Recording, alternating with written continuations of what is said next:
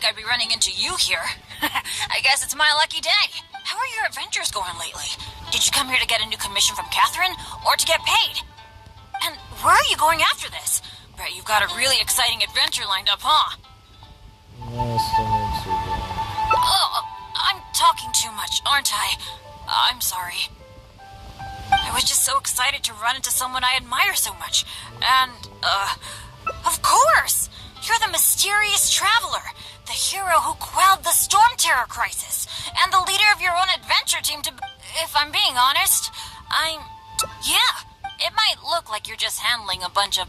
Anyway, I just really envy you. Me on the... never mind. Speaking of...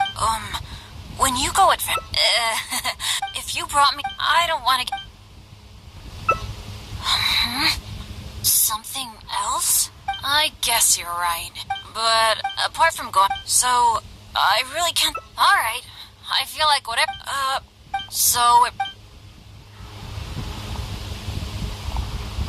That's good, that's good. I was afraid you'd back out. So, where are we gonna go?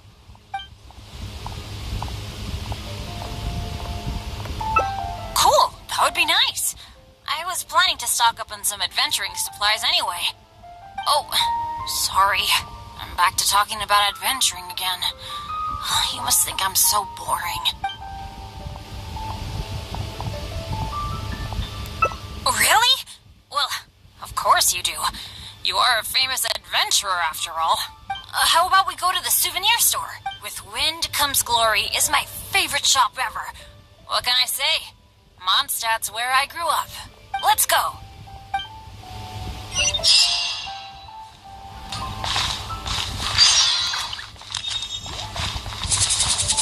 Haven't you heard? There's a strange wanderer near Wolfendom. Today's recommendation is the steak.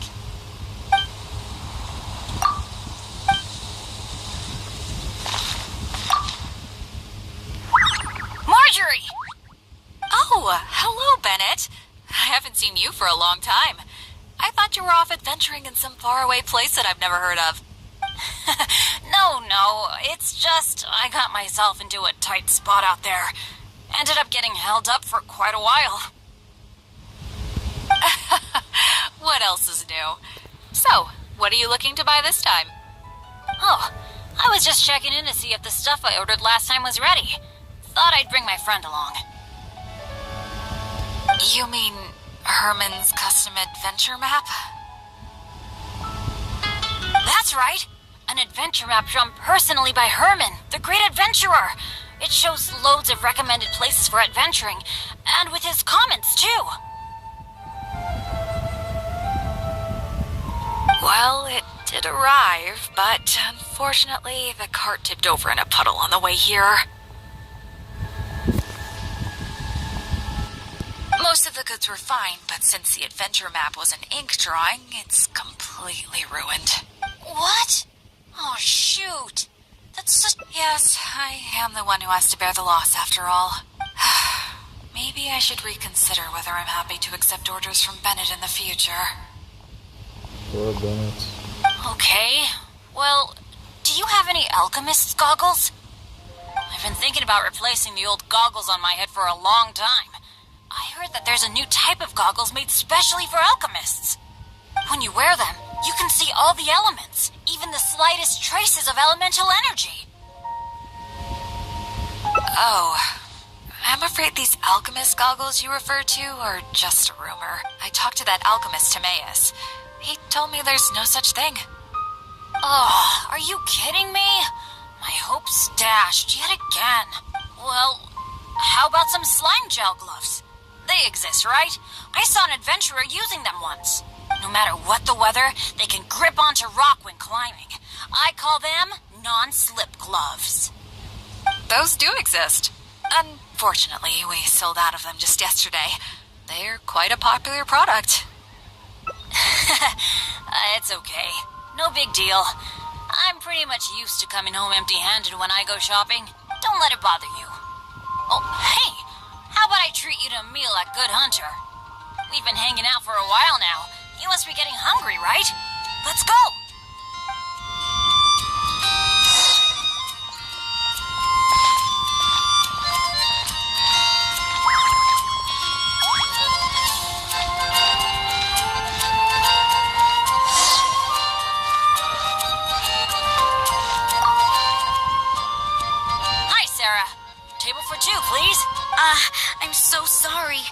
don't think we'll be able to serve you two today. Huh? How come? It doesn't seem really busy here. Well, how can I put this?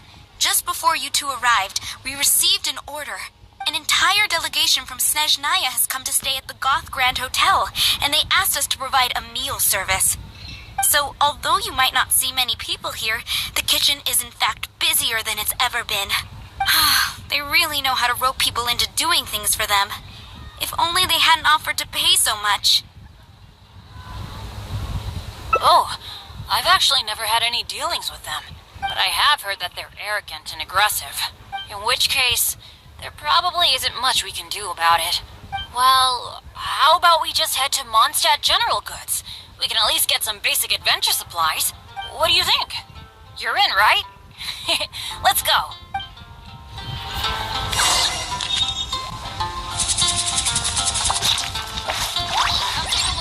Huh, that's strange. The owner, Blanche, isn't here. That's really rare. Today is the Academia's Nia Garbaha Day. We can finally put our plan into action. Oh, Haytham should be waiting for us. Let's go to the Academia and find him. Let's go over there and see what that sign says. Starcharactersingenshinimpact is known for its skills.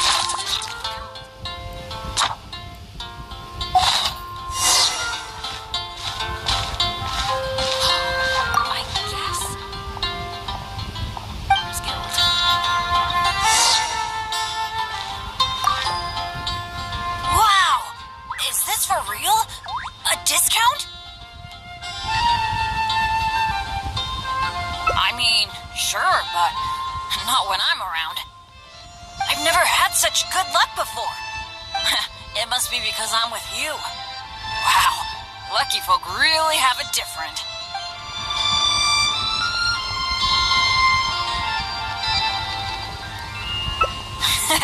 You're so nice. Then again, any discount's a bit meaningless without Blanche being here. Shall we wait here for a while? When Blanche comes back, I'm gonna buy a bunch.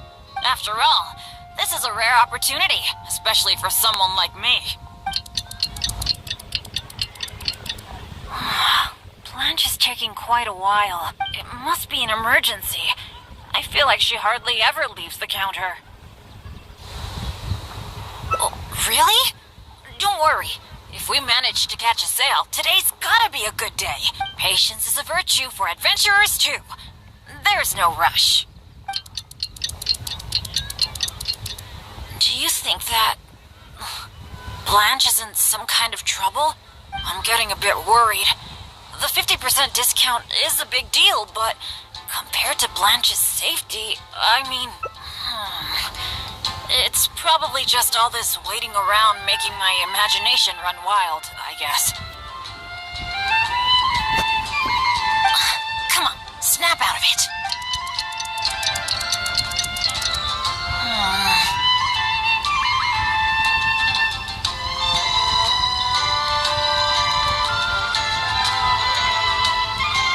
I don't usually say this, but do you think it's time we gave up? Blanche probably won't be back today, right? I guess I overestimated my luck.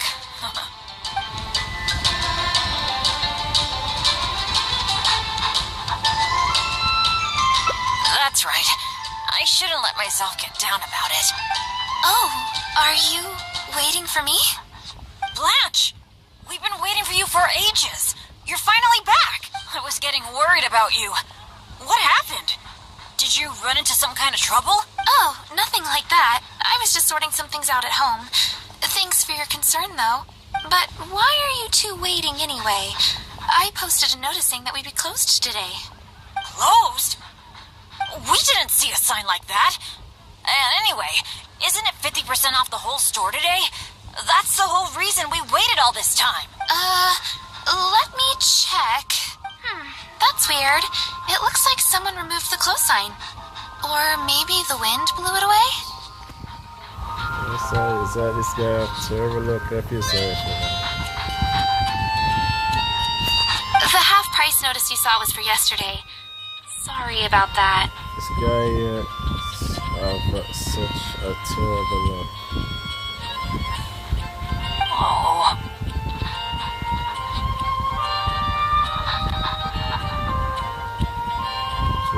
Thanks. I'm fine. I should have seen this coming. So sorry. I feel like I've done nothing but waste your time all day. No matter what I do, I really can't shake my bad luck. It's getting a bit late. I don't think you can accomplish anything if you keep on hanging out with me. So, let's part ways for now. And maybe next time it'll be different. That is, if you still want to hang out with me next time.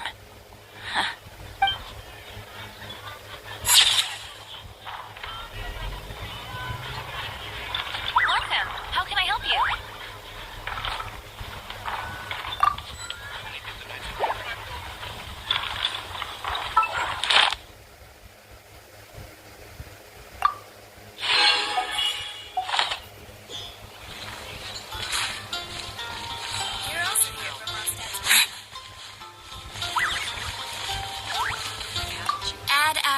Abyssosque. Thank you for Ad Astra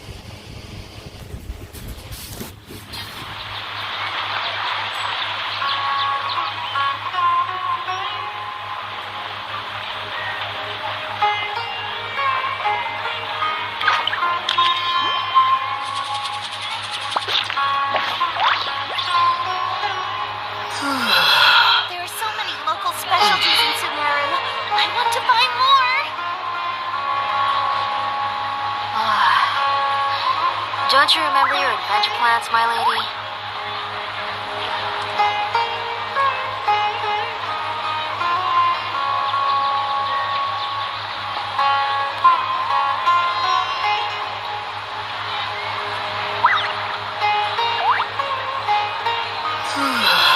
There are so many local specialties in Sumeru. I want to buy more.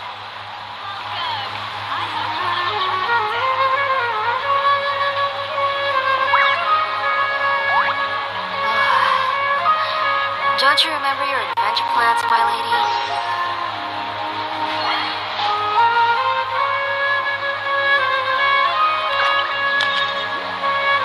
There are so many local specialties in Sumeru. I want to buy more.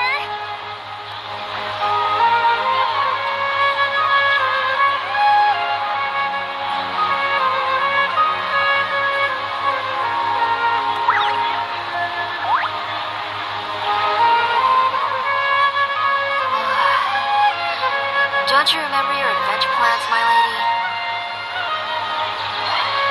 There are so many local specialties in Sumeru.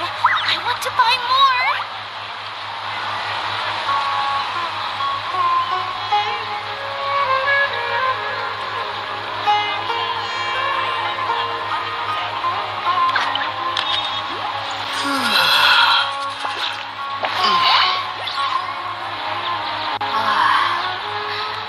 Don't you remember your adventure plans, my lady?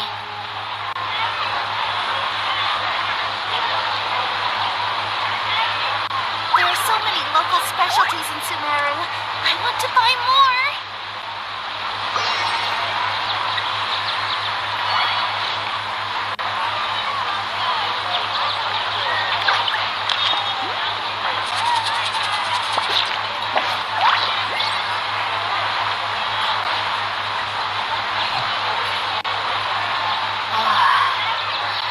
Don't you remember your adventure plans, my lady? There are so many local specialties in Sumeru. I want to buy more.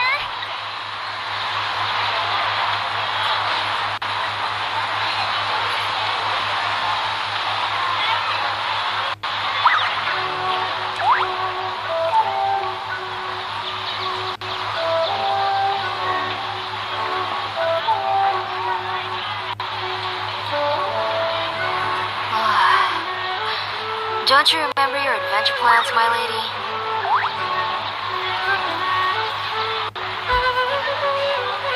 There are so many local specialties in Sumeru. I want to buy more.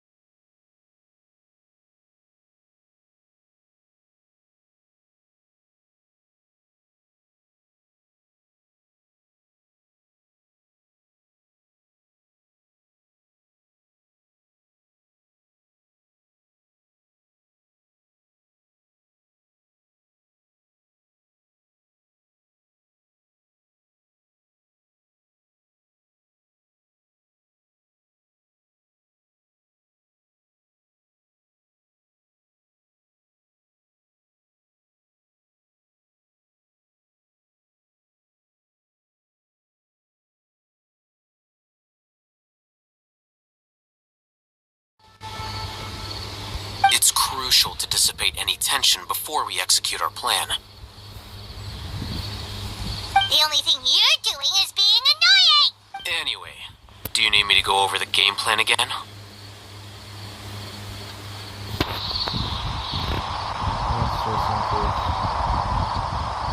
Our target is Grand Sage Azar's office. Everyone in the Academia knows that's where the Grand Sage's console is. Only they can operate it. Many restricted commands and operations are executed via that console. I'm sure that console has a way to free Lesser Lord Kusanali. You know, Hyman's been thinking, what kind of technology could let the sages imprison even a god? That isn't something they could have accomplished with their scholarly talents alone. In the sanctuary of Surasthana, there's a device of Greater Lord Rukadevata's that she once used to isolate herself while meditating. 500 years ago, the Grand Sage at the time modified the device so that it could no longer be controlled from the inside. They were effectively trapping one god with the power of another. So, how are we gonna get to the Grand Sage's office? Don't forget, today is Nyagarbha Day, arguably the most important day to the Academia. The sages and core Academia personnel are busy loading the latest batch of research developments and legal decrees into knowledge capsules so that they can be entered into the Akasha. All the Darshan's researchers have their noses to the grindstone, and the Academia's grounds are flowing with all sorts of people. It's the perfect time for an infiltration. When the Grand Sage leaves his office to supervise the entering process, that's our cue to access the console and free the Danger Archon. Well, yes. That's just the visible side of our plan, after all. If precedence holds, the Academia should have already started preparing for Nyagarbha Day. Everyone should be in position. All that's left is for us to lead the charge. Let's go. So are we just gonna walk in through the front door, or? Yes. Were you expecting a stealthier approach? Paimon can't think of a good comeback. Alright, it's all on Alhaitham if things go south.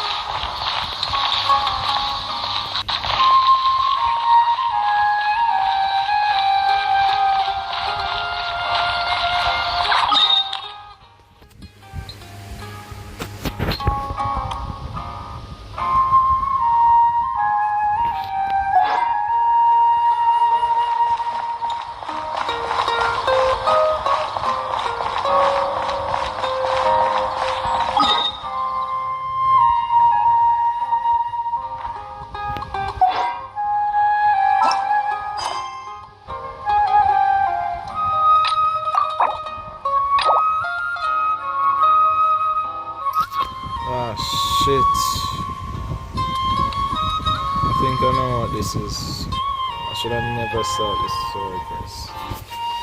Should I just wait until the icon quest finish? Now I have to...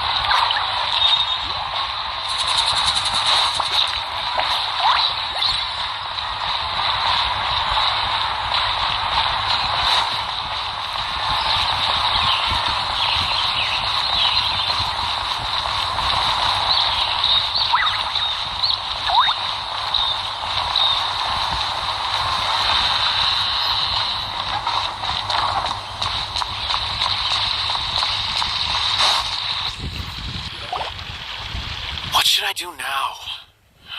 If only Sino was still around. Excuse us. Has something happened? Oh, I appreciate the concern, but who are you? Ah, friends of Sino. Well, I suppose it's not a secret or anything. Since you two are interested, I'll just lay it out for you. My name is Nabil. I'm a Matra in the Academia. A case involving the smuggling of canned knowledge has come to our attention recently, but unfortunately, we don't have the people to handle it at the moment. Huh? You mean the Academia is short on Matra right now? Well, not exactly. I suppose the main problem is that the case suddenly came up after General Mahamatra Sino left to go somewhere. It would be a real headache for us to tackle the case ourselves. Given the large scope of the issue, we talked things over internally and decided that we should find further assistance from outside the Matra. If you two have some time, would you lend us your strength? Alright, since you asked so nicely, we'll help. Yes, large amounts of canned knowledge from unknown origins have been appearing on the market recently. We suspect there's a secret route being used to move the capsules. According to some research, using large amounts of canned knowledge could lead to some serious consequences. And, unfortunately, most people have yet to realize that. Rumors also have it that some particularly dangerous canned knowledge has made its way into the market. Regardless of whether the rumors are true or not, this case calls for urgent action. According to our current leads, it's highly likely that there are dealers selling canned knowledge outside the city, even as we speak. If you two could, please help us investigate the area. You can count on us! Let's go!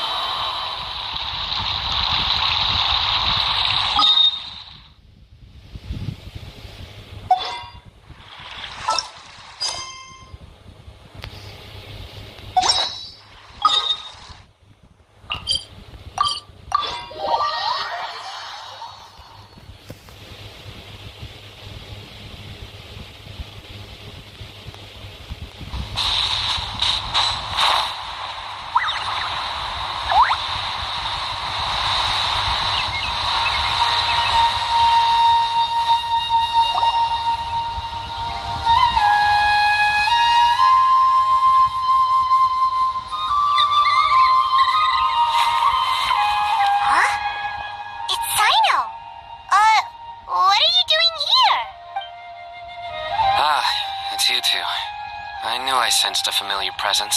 I'm currently in the middle of an investigation here. We'll have to chat some other time. There's been a recent case of canned knowledge smuggling. It seems that the smugglers are following an elaborate and dangerous scheme. I just happened to acquire some intel which led me here. Hey, what do you know? We're also here to investigate that. I see. Well, the situation might be more problematic than you anticipated. I've already questioned several people, but gained very little information. Long story short, I was able to learn of the secret location where the canned knowledge is being sold. You're welcome to accompany me if you're interested. Whoa, that sounds pretty complicated. But having Sino around will definitely make things easier. Alright, let's go round up those bad guys.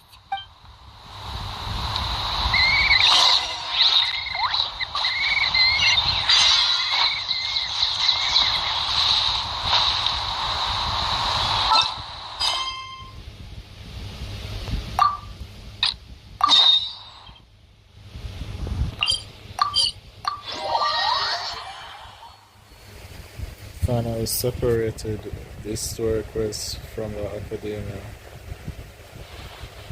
It is separated now.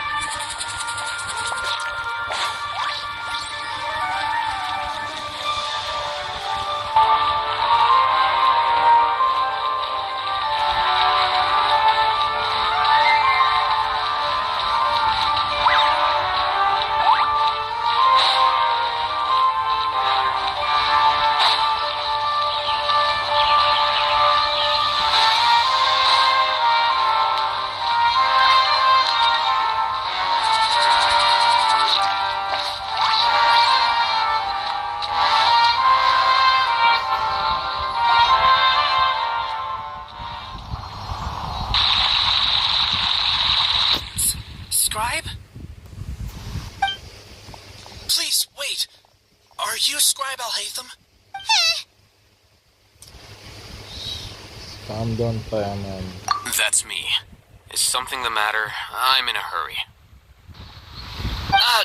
No. I was just surprised to see you here.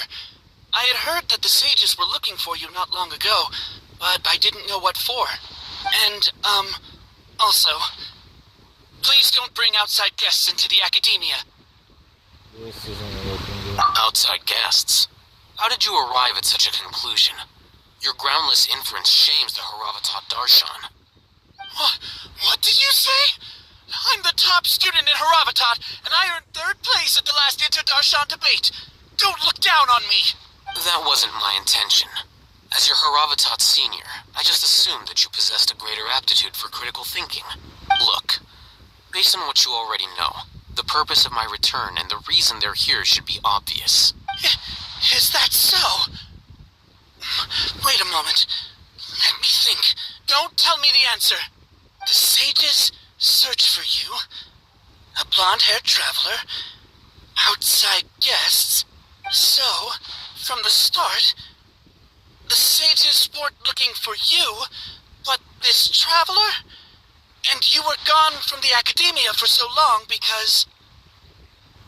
We're trying to find the traveler. Hey, shh. Yes, you've proven yourself as the top student in Haravatat. I surmise you've arrived at the correct conclusion. As I expected. Please, forgive me. I wasn't thinking clearly just now. Thank you for getting me back on track. It's nothing. We'll be on our way then. All right. Thank you for your contributions to the academia, Scribe.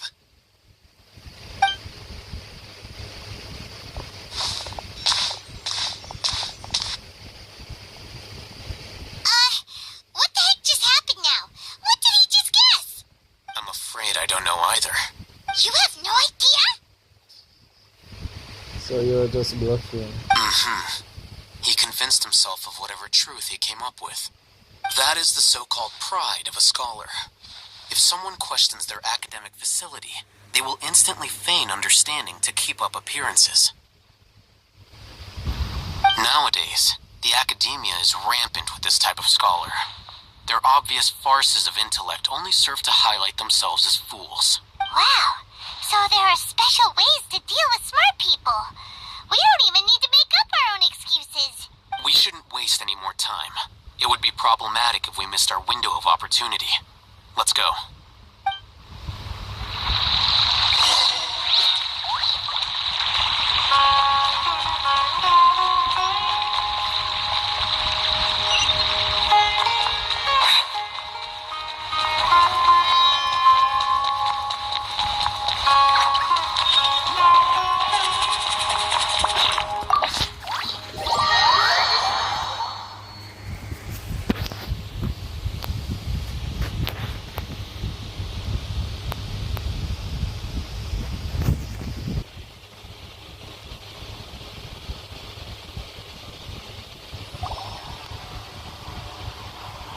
Is this the academia's library?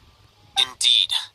Known as the House of Dana, it is quite possibly the most extensive special collections library in Teyvat. There are a lot of students going through here. Is it really okay just to waltz right in? The academia marches to a fast beat, especially since it's Nyagarbahate Day. They're all occupied with their own matters. Just act natural. Now, hurry along.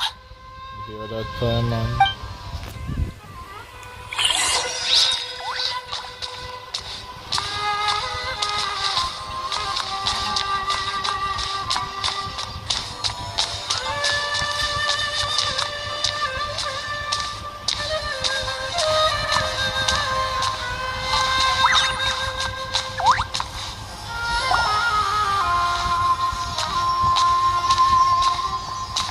What's this platform for? It's a lift that academia personnel use to access higher floors.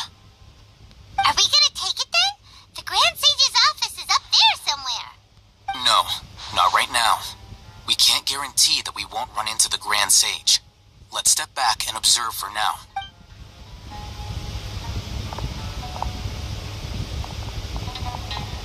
You think the Grand Sage will exit from there? And after he does, we'd sneak past him? Oh, Paimon thinks that's really dangerous. Who knows? However, if we can confirm Azar's current location, our operation will be much safer if we... Allow me to offer you a hint. If you wish to know his location, look behind you. Busted. You're... What's Grand Sage Azar doing here?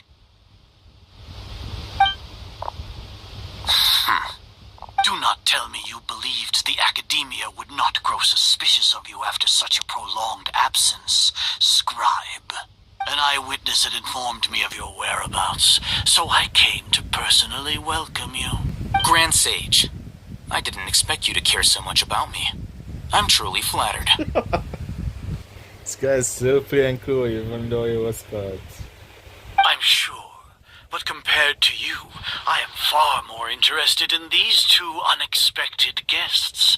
You are the Traveler and Paimon, correct? In the flesh. It's a pity that only now have I been afforded the opportunity to formally meet two of Sumeru's most esteemed guests. I do apologize for my lack of decorum. It's not too late for you to start. Excellent. You immediately initiated discussion instead of attempting to prepare some perfunctory excuse. You clearly understand the situation at hand, and have no intention of making a reckless stand. The foot traffic here renders this place unsuitable for discussion. Please, follow me to my office.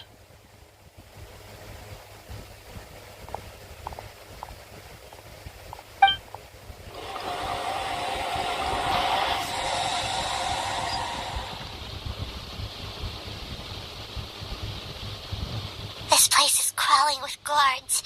There's no way out for us. All right then, Traveler. What did you wish to discuss with me? Today is Niagarbaha Day, so I still have many responsibilities to attend to. There is little time for idle chit-chat before I detain you all.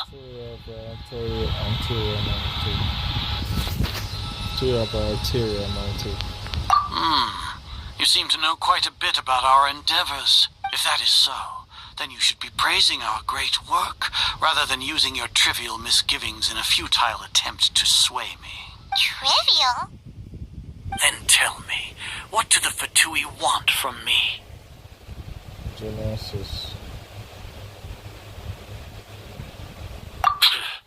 Worthless.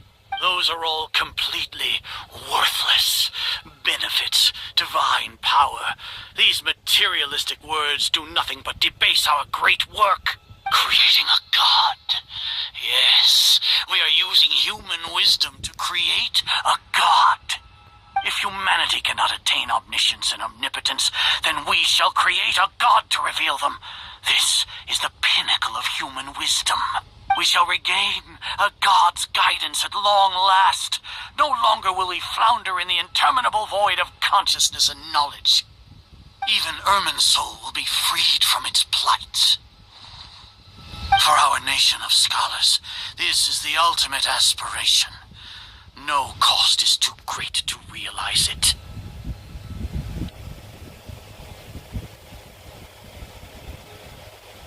You say it's the pinnacle of human wisdom, but in the end, you're still relying on a god.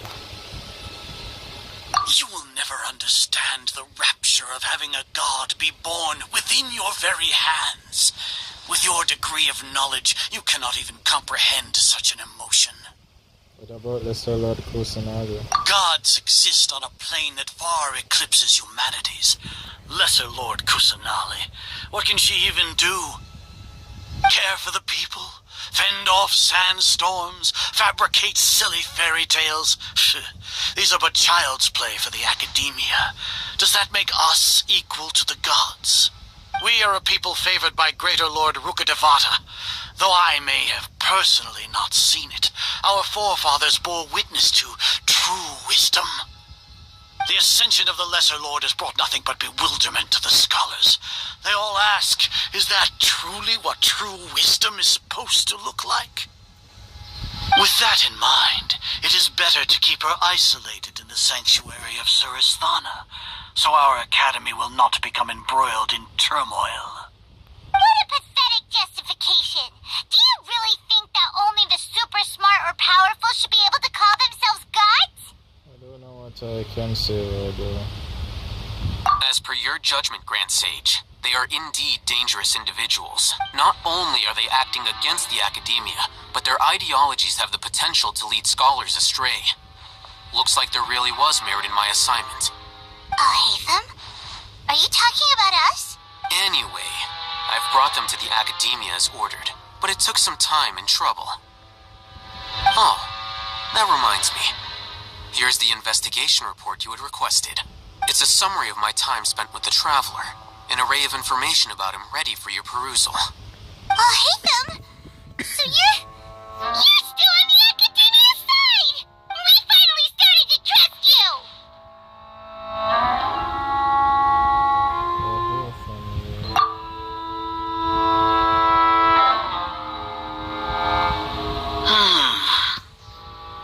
Excellent.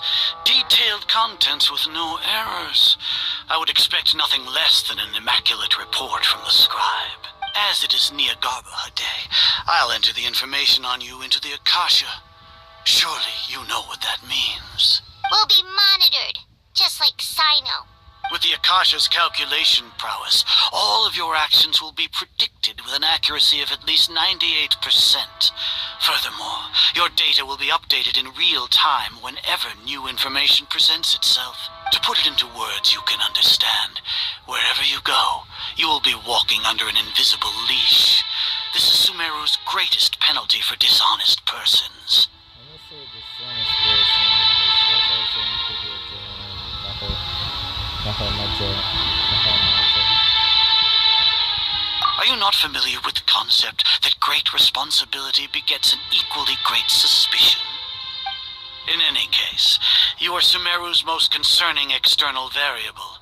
Locking you down will greatly decrease the chance of any undesirable outcomes coming to pass. You're despicable! Despicable? Perhaps from your perspective, but I suppose you had mentally prepared yourselves for this, no? What do you mean? Your ploy was to sacrifice the Traveler here, was it not? Lord Azar, I know what you're trying to say, but I've been following your plan this entire time. Why are you doubting me at this juncture? Must I delineate your entire plan? Very well, I will spell things out. First off, I received an eyewitness report that you were spotted with the Traveler at Caravan Ribat. However, you immediately departed for the desert and escaped surveillance range. Judging by the time, you all likely encountered the truant General Mahamatra in the desert. Am I correct? Maybe Paimon shouldn't have mentioned Sino just now. The Academia had not received correspondence from its scribe for a prolonged time. You were also in the company of the Traveler, a close associate of Lesser Lord Kusanali and General Mahamatra Sino, who had defected from the Academia.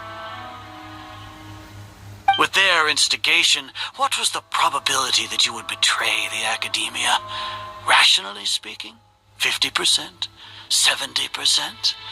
What do you think? Regardless, that's only a guess. The facts are that I've brought the Traveler right before you, and I gave you my report. Indeed, your boldness deserves praise. To think that despite status as an outlander, the Traveler is still willing to sacrifice for the sake of your plan. If I'm correct, you have a contingency plan to save Lesser Lord Kusanali and ruin our great work. Sneak into the Academia on Niagarba Day using Alhaitham's status as the scribe.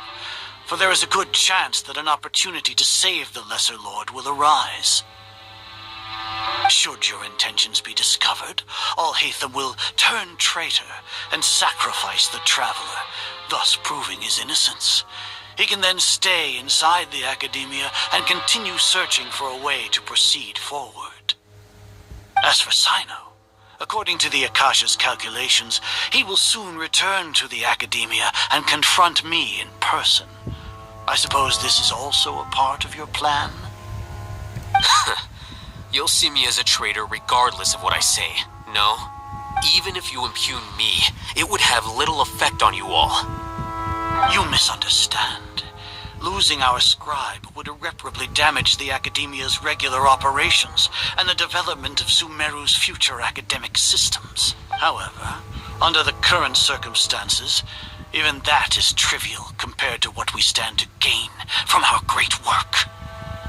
You said that I betrayed the Academia, but you, Azar, you've betrayed all of Sumeru, betrayed its Archon. So flight is turned to fight at long last. Guards!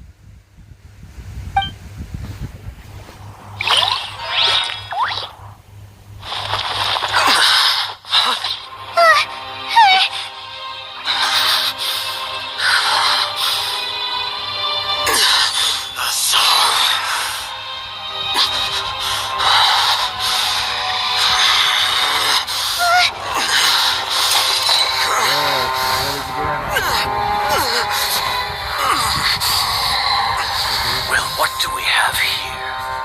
So you stole that divine knowledge capsule. Traitor! You traitor!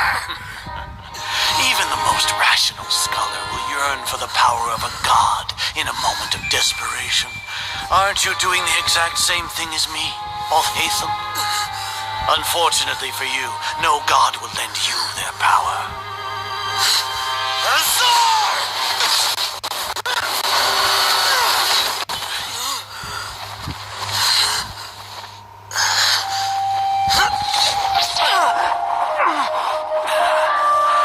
He has gone completely insane.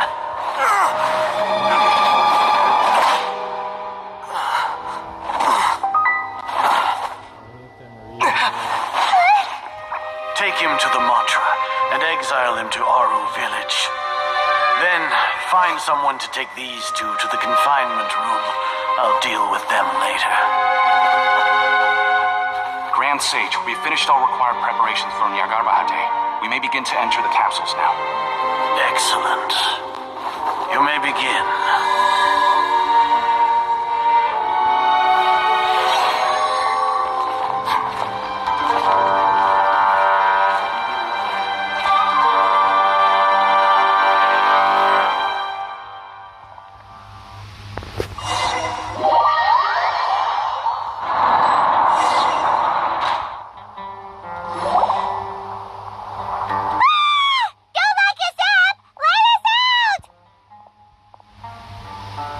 This is the first time I've ever been in prison. Never mind that Oh, yeah. Paimon got a bit carried away there. How was Paimon acting just now? Great, huh? Not bad, or worse than that. Everything's going according to plan so far.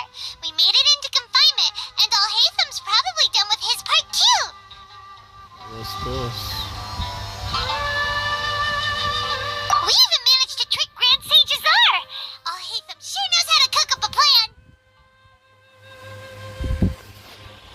What are we doing next? Paimon has trouble remembering things when she's worked up. Let's reveal what we discussed during our survey. Right. Paimon thinks it went something like this. Apart from that, we still have yet another goal in the first stage of our operation, which is to send the Traveler to the confinement room. What?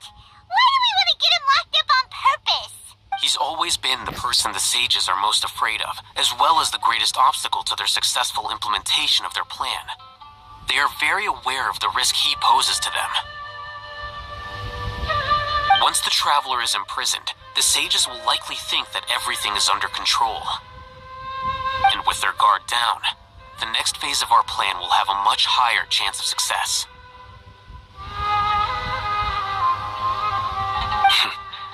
I can already see the pompous looks on their faces. Oh, that's a super tricky plan.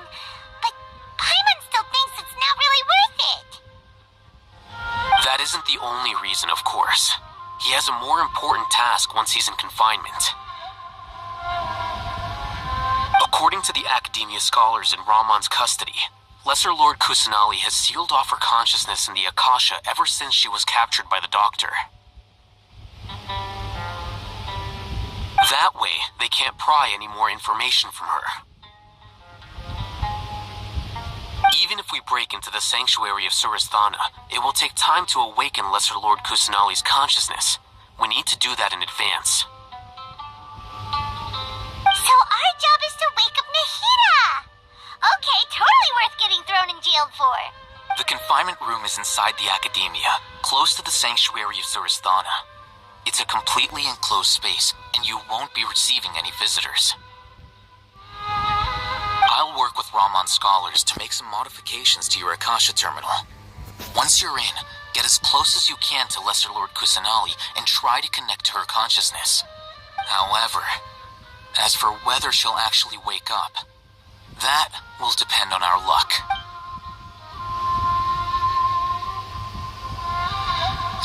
no wonder you've been wearing your Akasha terminal today. It's the one that Al-Haytham modified. Paimon thought they'd take our Akasha terminals when they locked us up in here. Were they being careless? That was because of carelessness, but of their arrogance. They think the Akasha is completely under their control. Alright, so what now? You first need to find a place with the best signal in this room. Then we try to connect with Nahida. Sounds easy enough. We can finally talk with Nahida after all this time. There's a light flashing on your Akasha terminal. It's almost like... the faster it blinks, the better the signal.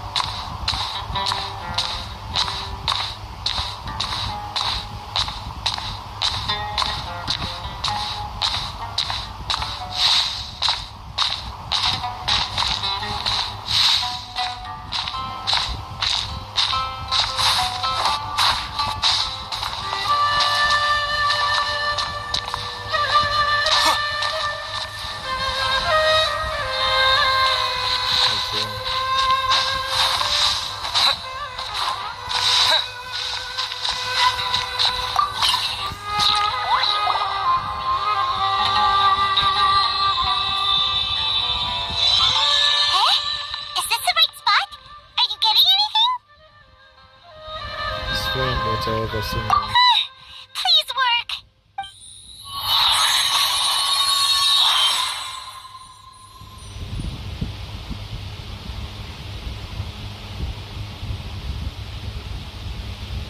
Is this arm of consciousness?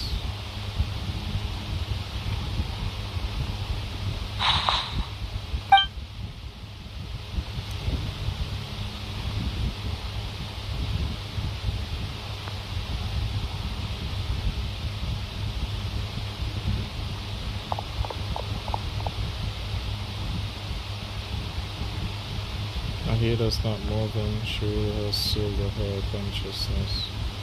I need to think of a way to wake her up.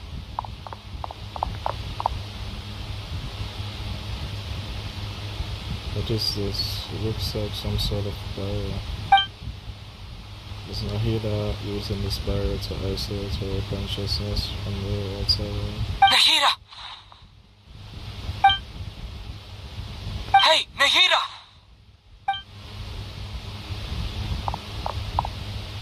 Damn it. She isn't reacting. Seems like she can't sense me.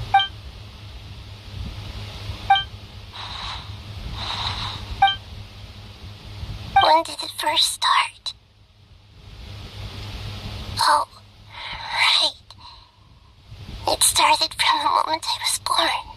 I become a worthy Archon. So I've kept studying, kept listening to my people and their hearts, kept looking for a way to save Irminsul, so I can catch up to Greater Lord Rukkhadevata. But I'm stuck in the sanctuary of Sarasthana. The sages are creating a god to replace me, and I'm forced to lock my consciousness in this boundless darkness. Nahida! And now, is there really nothing I can do?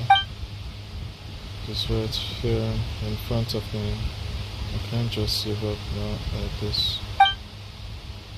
I had already left it behind once when the doctor first appeared. I can't do that again. Nahida!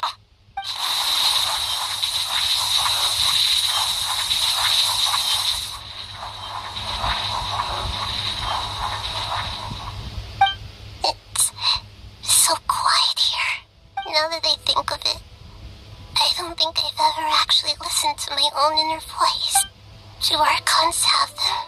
Should Archons have them? Have I been doing the right thing? Am I really not needed? How do I really feel about all of this? It's so quiet here. Since you're the god of wisdom, you've known the answers to all these questions since the very beginning, haven't you? Who are you? Whose voice is that? It sounds familiar. You're right, though. I won't ignore my own voice anymore.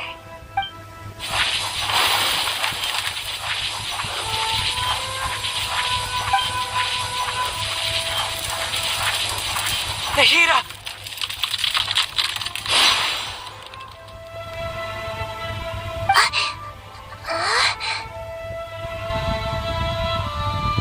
Nahida? Did you wake me up? Thank you. Why are you here? We're here to rescue you. Are you alright? I'm fine. It's just, when I think of everything that's happened to me, I feel really angry now. You should have been angry ages ago.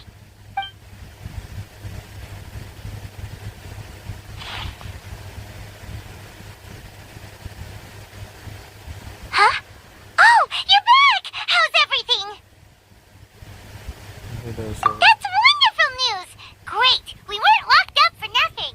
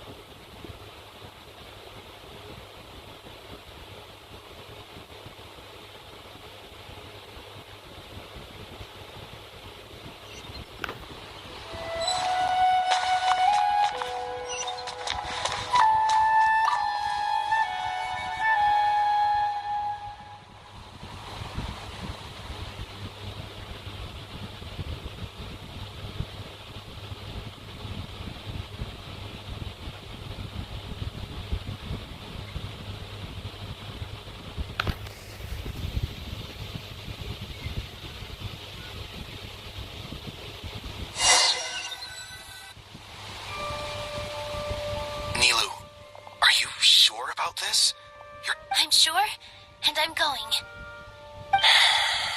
But if anything happens... Don't worry. They've been through worse. Alright. You know, if you really do get arrested, we'll do everything we can to get you back. Be careful. Thanks, Mr. Zubair. You're so very kind.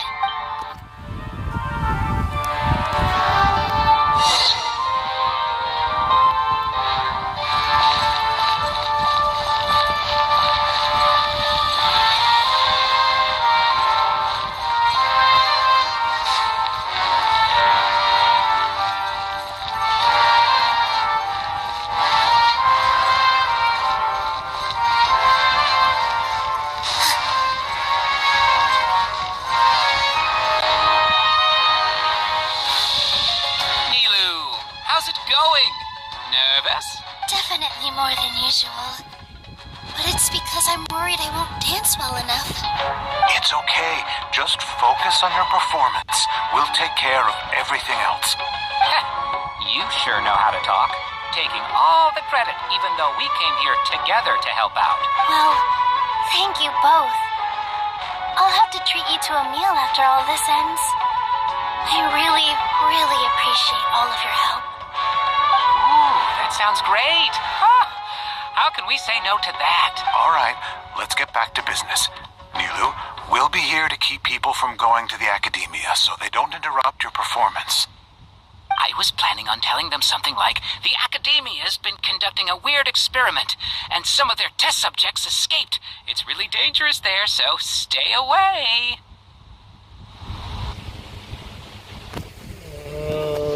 He's not wrong about that, but... Oh, you couldn't think of anything better? Oh well, I guess it does sound like something the Academia would do. Oh, they are already doing it. I think it sounds great. I'm counting on you guys. Don't worry, it'll be a piece of cake.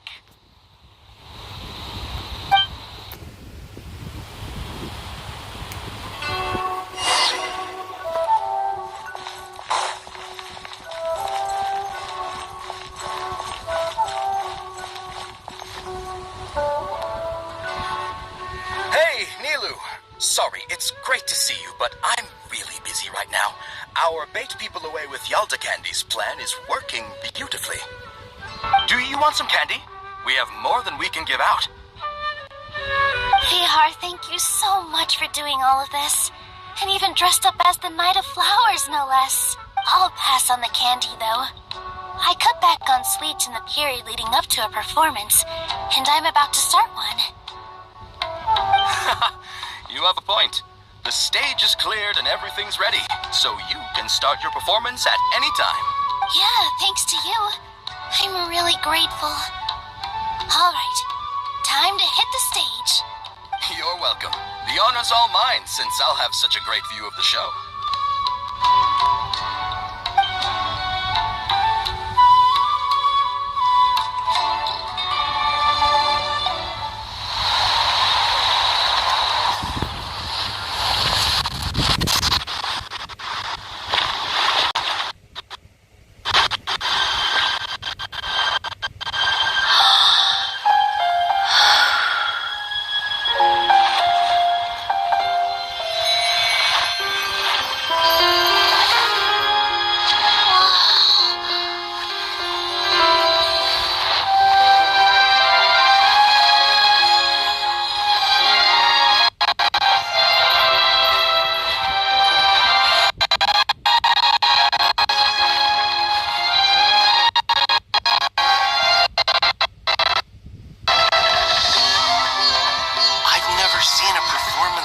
This is incredible.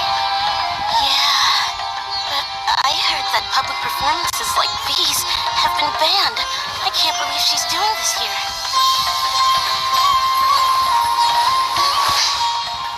Grand Sage, there's some commotion outside. How uninteresting. Issue the new Prohibition Act from the Akasha to the guards. They'll know what to do. Do you think we should, stop her? Let's just watch for a little bit longer.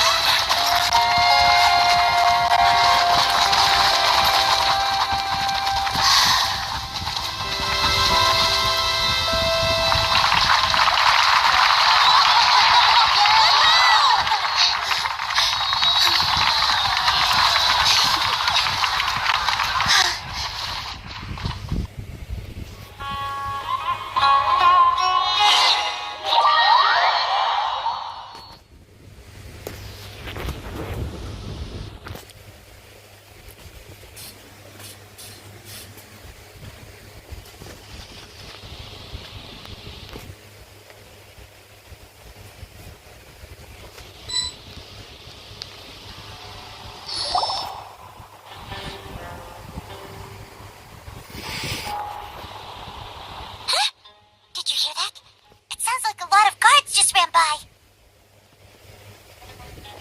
Does this mean the plan has moved on to the next stage?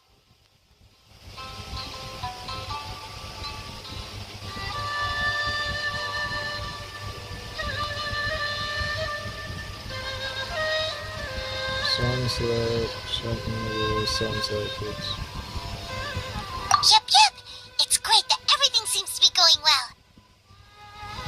Come to think of it, when did Al-Haytham replace the knowledge capsule that was about to be entered into the Akasha? And he pretended that he had been corrupted. Oh, so that's when he did it! Paimon was too nervous to notice. Speaking of, didn't Al-Haytham also yoink the divine knowledge capsule from that mercenary leader in Port Ormos when everyone else was distracted? It's a time-tested trick of his. You can imagine he can maintain his composure when things get chaos. Why are we complimenting him? Yeah, he's smart and all, but he still makes Paimon's blood boil. Let's review our plan for this stage again. It's not like we have anything else to do right now anyway, and it'll help us feel more confident. Paimon remembers that Nilu's task was supposed to go a bit like this.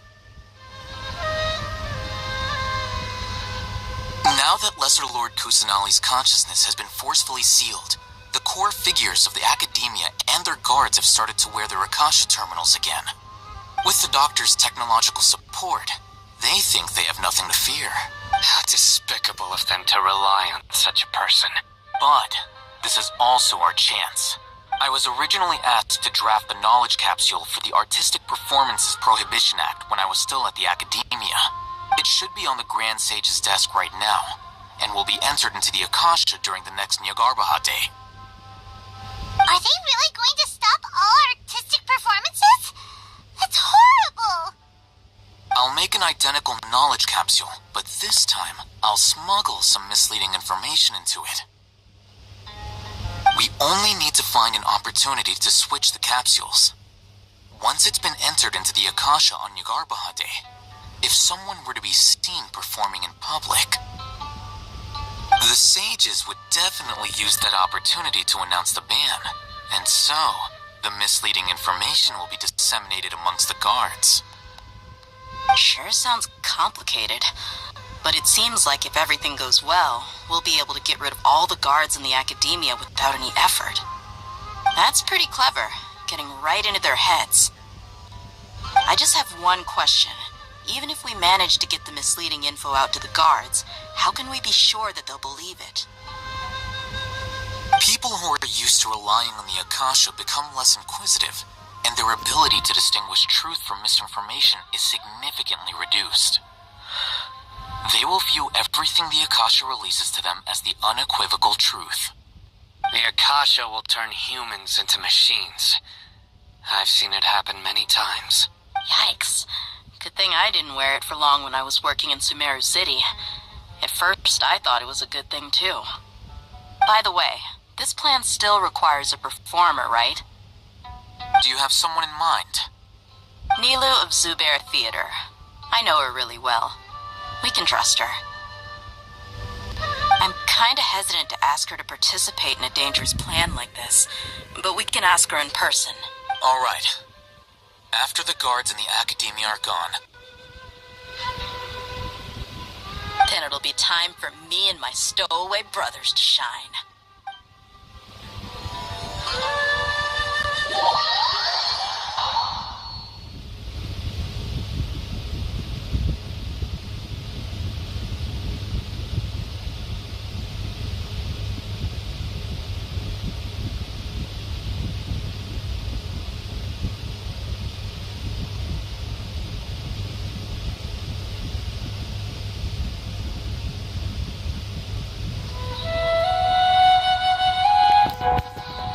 Here they come.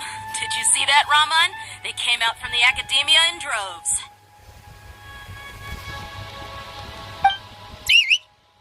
After laying low in the city for so long, this is the moment we've been waiting for. My brothers have already sprung into action. We couldn't do anything to them inside their coop, but outside the Academia, This is our hunting ground. With a lioness like you, the prey sure won't be able to run far. We still need to eliminate the guards as soon as possible. If we give the sages enough time to realize what's happening, the plan's doomed. Yeah, all they've done is to sit on their cushy salaries and twiddle their thumbs all day while we fought and struggled every day in the desert. The only advantage they might have is their numbers. Speaking of which, most of the guards who report directly to the Six Sages belong to the Corps of 30, but they have a completely different reputation.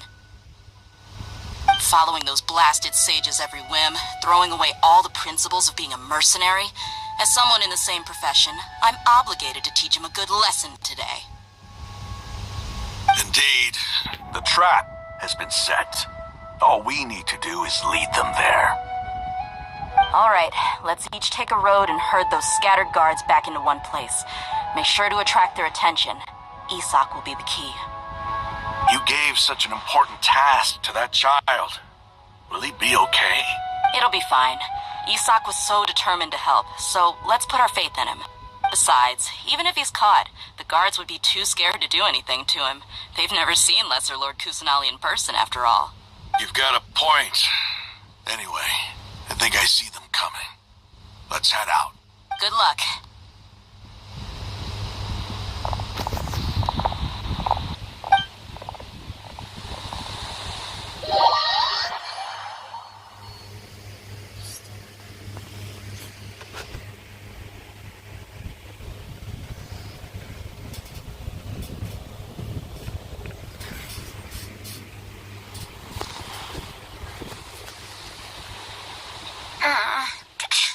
This outfit.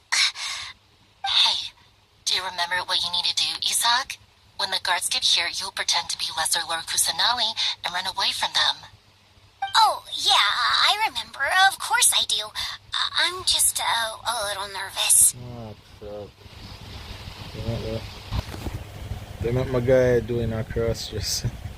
Just to pretend to be Nahida. Relax. Don't think about getting caught. Even if that happens, we won't leave you behind. You only need to think about getting the guards' attention and leading them to the Grand Bazaar. Leave the rest to us. Okay, got it. I'm here to pay back Lesser Lord Kusanali for helping Grandpa. I won't get cold feet. Hey, they're here. I can see the Academia guards.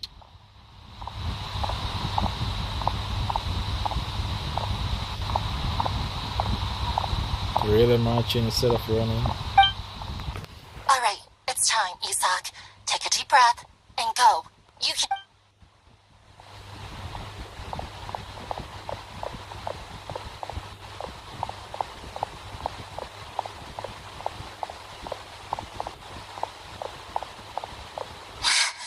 Why is there a guard over there? Did he already run ahead of me? This is different from our plan.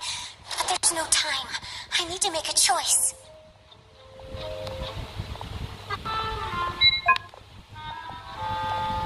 Huh? Did I just see something dart by? I'd better go have a look.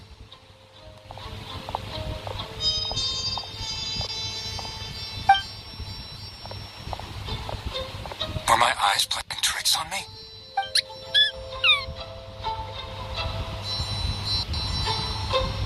I should go check to see if someone's hiding over there.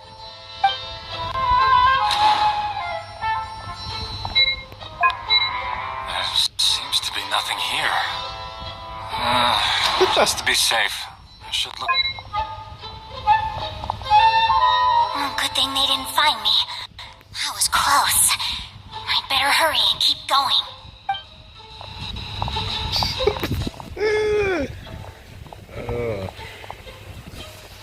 Scary. Hey! Lesser Lord Kusanali's over there! Stop! What? Lesser Lord Kusanali? How did I not see anything just now? That's why you're an idiot. Oh no, they found me. Where should I go? The target suspected to be Lesser Lord Kusanali has escaped into the Grand Bazaar. Assemble and arrest her!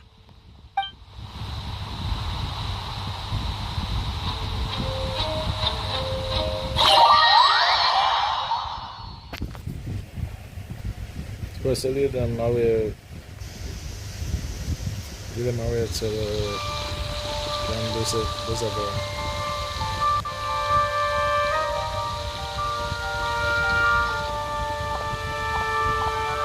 Where did she go? How did she disappear? Did we lose her? Hurry up and find her! Hey, why is your team here? Didn't we say to split up our search? Hurry! Hurry! This place is... Why are you all here? Yeah, isn't it one heck of a coincidence? Everybody's here. What on earth is going on? I guess this is what they call checkmate. I suppose that's all of you? Who are you? Did you set us up? What are you planning? Phew, that was rough. I almost got caught. Little brat? So you're not actually Lesser Lord Kusanali. Who exactly are you all? Eremites from the desert? Just some colleagues. Think of this as a business competition, or a personal grudge. After stepping into our traps, stop thinking of yourselves as hunters. Behave like the prey you are.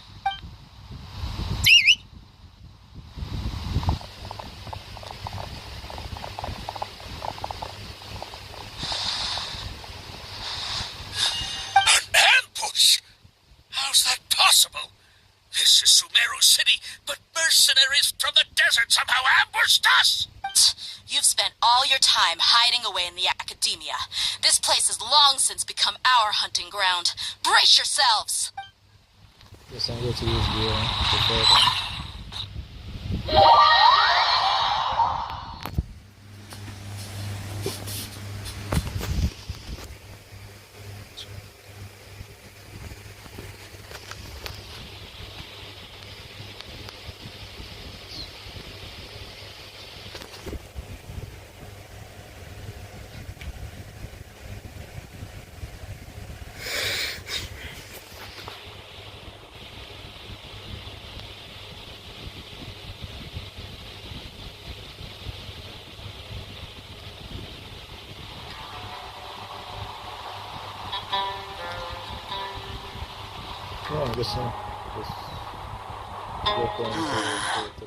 This is odd.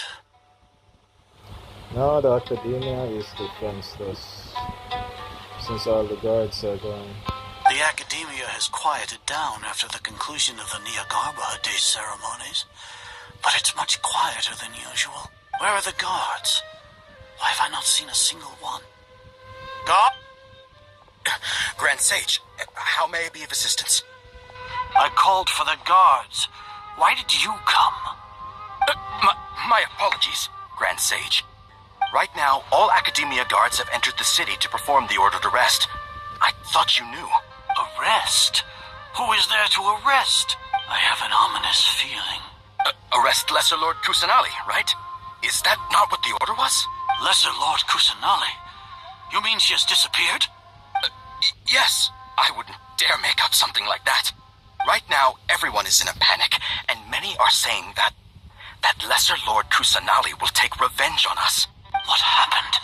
Just what is going on? Lesser Lord Kusanali somehow escaped.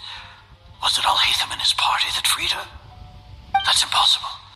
The Academia is heavily guarded today, and any order to release Lesser Lord Kusanali would be strictly confidential. Besides, Alhaitham and the Traveler are already in our hands. What manner of trickery did they employ? How could Lesser Lord Kusanali disappear into thin air? Disappear? Wait. How was the arrest order distributed to the guards? It was issued by the Akasha earlier today. Only you have the authority to send messages like that, so I thought it was your order. Let me check.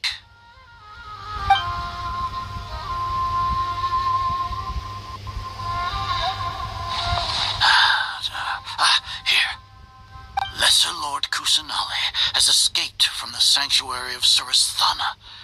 Go to the city and arrest the escapee immediately. The Akasha indeed contains against this information, and it clearly appeared in my mind. How did they bypass my permissions to issue this kind of message? Was it the report about the Traveler that Alhaitham submitted? No.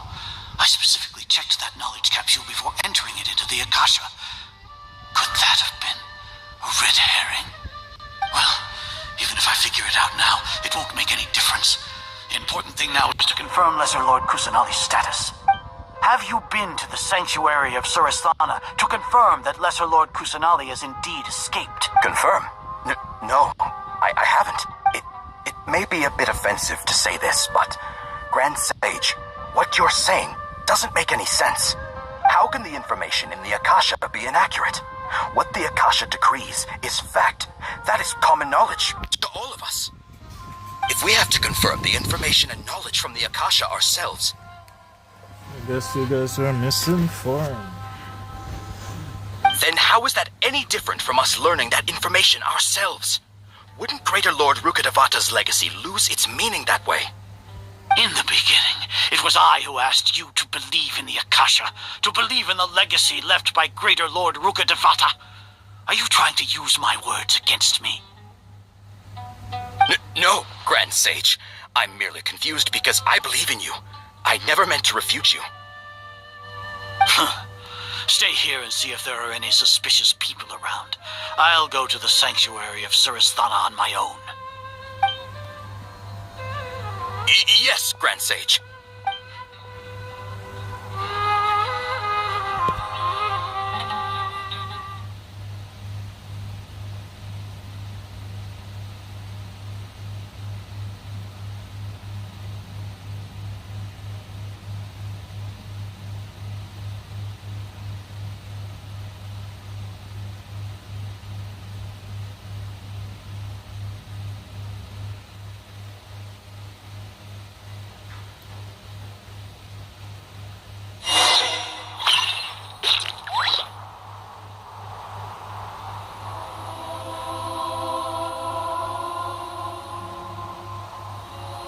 Lesser Lord Kusanali has escaped from the sanctuary of Surasthana.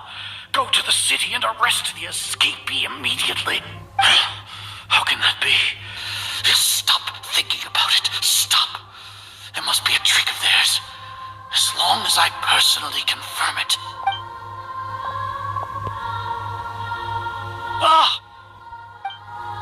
Impossible. That's impossible. There must be something wrong with my eyes.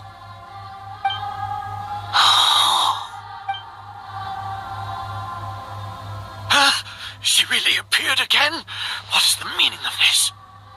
What a comical sight, Azar. Once the Akasha has put certain thoughts into your head, even the Grand Sage can no longer see what's right in front of him. You all can only see the world in your mind, the one you think you know.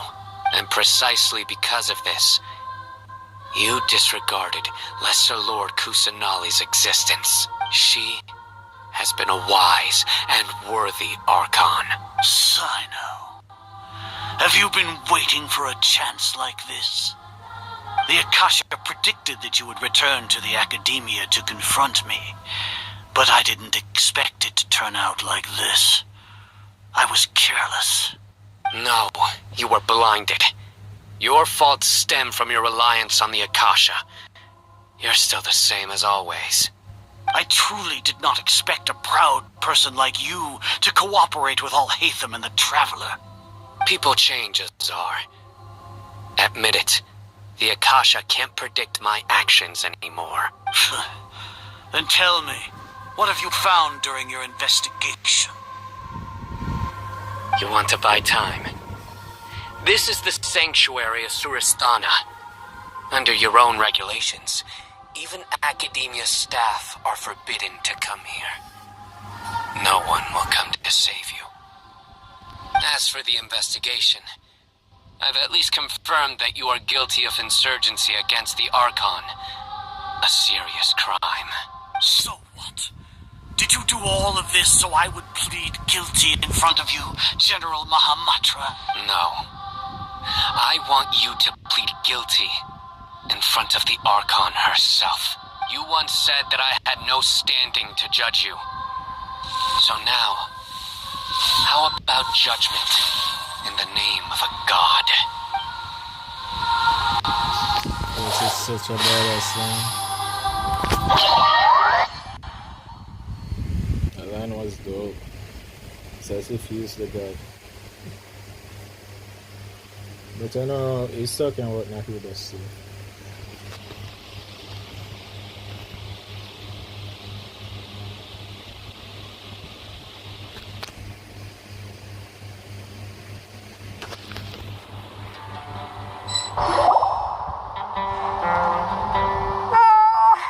How long do we have to wait? Paimon wants to know how things are going out there. Paimon hasn't heard any sounds outside for a while. Hopefully something bad didn't happen. That's just how it comes. Yeah, but aren't you scared that we might be locked up in here for the rest of our lives? Thinking about it, at least Paimon has you. We could still chat like this. When Paimon thinks of Nahida being imprisoned alone in the sanctuary of Surasthana, Paimon can't help but feel sorry for her. Oh, they're here. Here comes your savior. I like my bodyguard. Tia! Paimon just knew you would come to rescue us! You were scared all the time. You two really owe me some big thanks. I had to search through who knows how many guards to find the key here. It felt even more tiring than whacking them. I'm exhausted. Thanks a lot. Need Paimon to rub your shoulders? No, that's, I'll pass. What are you afraid of? Oh, are you ticklish? Now isn't the time to talk about being ticklish. Things in the city and on Sino's side are both going well. The guards that stormed out of the academia are all taken care of. The Corps of 30 is in charge of the city's defenses, but we already talked to Asfand. They've been fed up with the sages bossing them around. As long as it doesn't break their employment contracts, they'll turn a blind eye. That's probably because you've been super great friends with them for a long time. So, how's Sino doing? The Grand Sage is in his custody. Even I know how terrible it is to fall into Sino's hands, so he probably does too. Sino forced him to release Lesser Lord Kusanali. He has no choice but to obey. So, hurry to the sanctuary of Surasthana.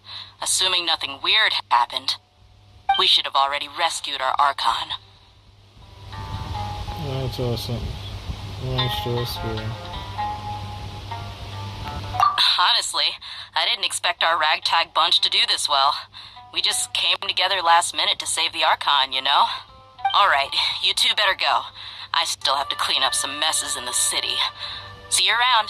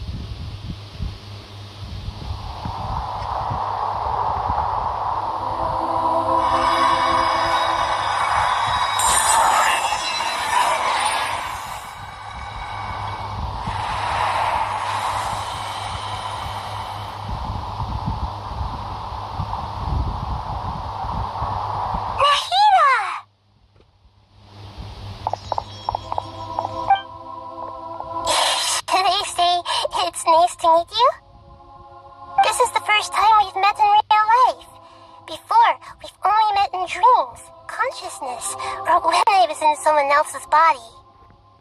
Thank you so much for coming to rescue me, but I also need to apologize. During this time, I did some self-reflection. My sense of inferiority and yielding to the academia led to all of this, and created so much trouble for you all. Exactly! We're here because you're a good Archon and one of our friends! Thanks, you two. Amazing. So this is how it feels to walk out of that cage with my own body. It's like I just had an endlessly long dream. I can't even tell if I just woke up or was only now born into this world. My concept of self has become so clear. But now doesn't seem to be the time to indulge in this feeling.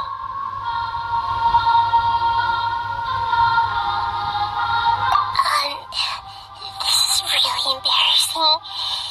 You all just rescued an Archon, and now she needs your help to save her country, and even the entire world. It's okay. With you here, Paimon's sure that everything will work out. There's one more thing. What is it? For all the things the Academia did to me, and for all the folly it committed in the name of wisdom, as their Archon, I will make them pay. Ah! Wow! That's the spirit! You're finally standing up for yourself and not letting people walk all over you! I understand now. To be a better Archon, I first need to better myself. If you haven't even figured out how to be a caterpillar, how can you be a butterfly?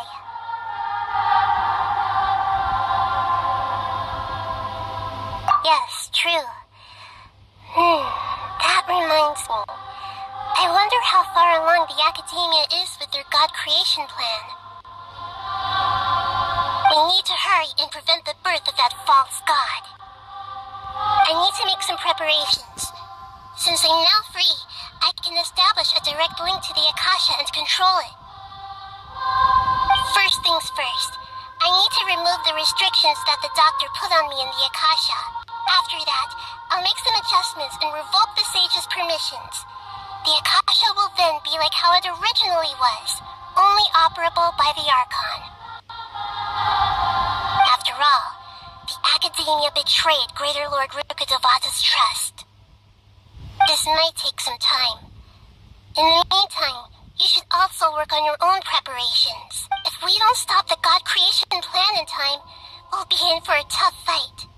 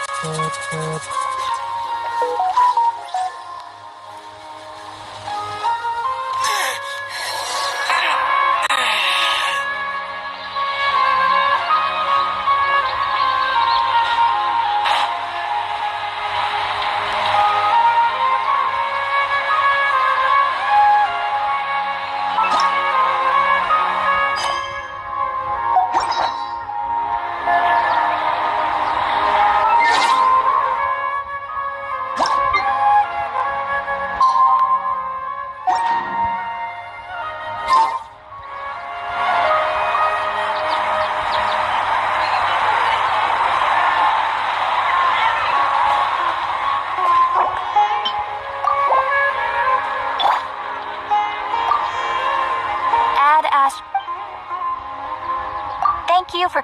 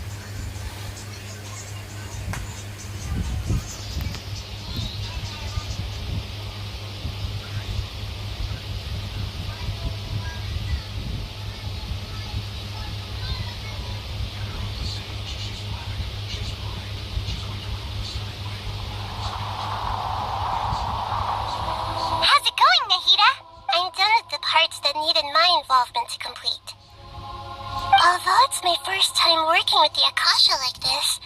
Its internal structure and operation procedures are easy for me to understand. Greater Lord Rukkhadevata's design is truly brilliant. Oh, also, this is for you. Huh? What's this little floaty thingy? It's a small device I put together just now. You can think of it as an upgraded Akasha tool. Wait! This thing has the same characteristics as Paimon! We're both small things that float! Oh, all the things that make Paimon special got copied! When Paimon appears with the Traveler from now on, people won't remember Paimon because she isn't unique anymore!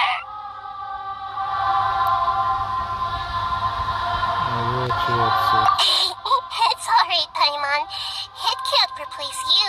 It's only a flying device, but you're the Traveler's irreplaceable friend.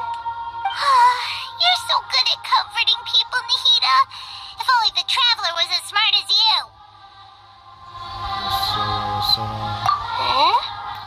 I was simply telling you what I feel to be the truth. I wasn't trying to comfort you. Nahida, you're natural at this. What you just said made Paimon even happier. By the way, there's something I need to confess. Even though I'm the Archon and in control of myself again, I'm not very good at fighting. You may have heard that an Archon's power is derived from their people's faith. However, I'm not as well loved as Greater Lord Rukkhadevata. If we get into a situation where combat is our only option, I'll have to count on you, and I'll do my best to provide support. This is my favorite. I'm glad I can rely on you. So the God of Wisdom isn't good at fighting? That actually sounds about right. I've located where the false god is. Time is of the essence, so let's get to it.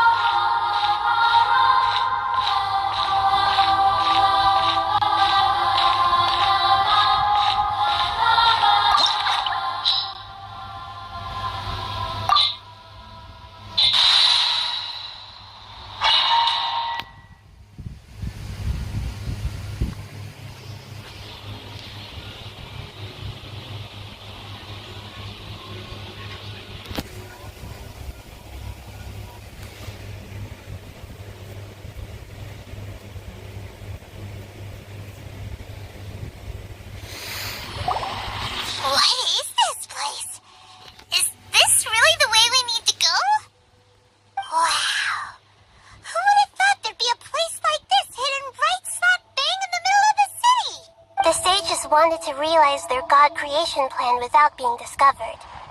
The safest and most convenient way would be to build within the academia itself. That's true. They were already hiding one god, so why not two?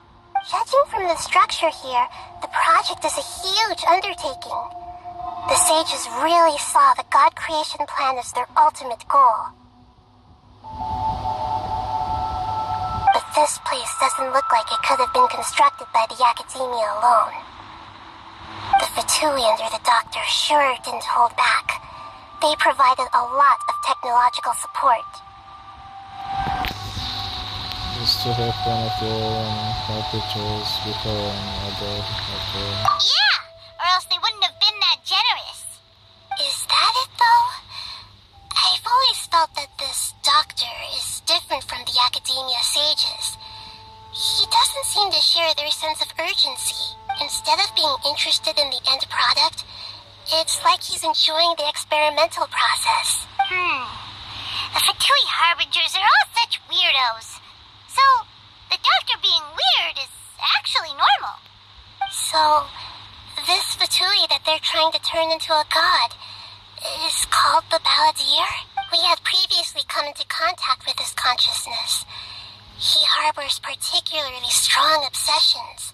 One is the desire for a gnosis, since he was created to be the vessel for one. The other obsession is probably related to his past. I can't quite explain it. Paimon knows that he was a prototype puppet for the Raiden Shogun before he became a Fatui Harbinger. That's why he wants a gnosis so badly. There's no way he'd willingly be a test subject. Now with that temper and ego of his. It sounds like you know the Balladeer quite well. You've heard a few encounters. None of them are pleasant. I see. Tell me more about him and what he's like. The more we know now, the better we can plan for and react to any future situation. I see. How fascinating. Alright, time to go. Let's get through here and meet him in person.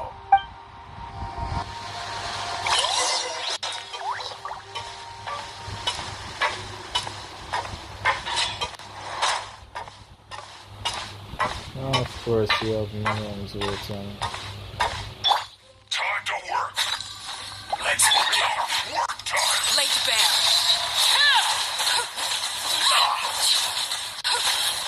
Stay right there. Got her!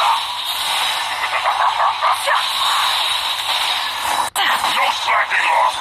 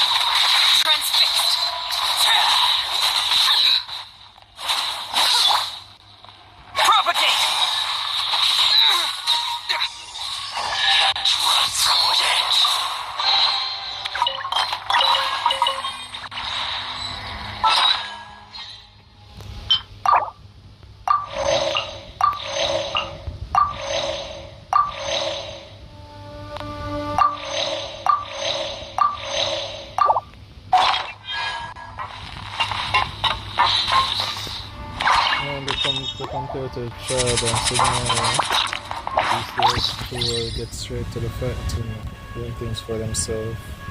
So this user keep on using men in order to prevent me from getting to him. Hold on, you come first.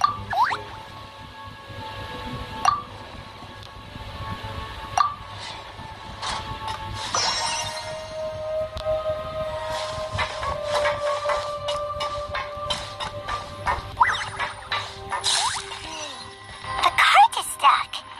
Maybe there's something wrong with the tracks. Let's try adjusting the direction of the device to clear the tracks.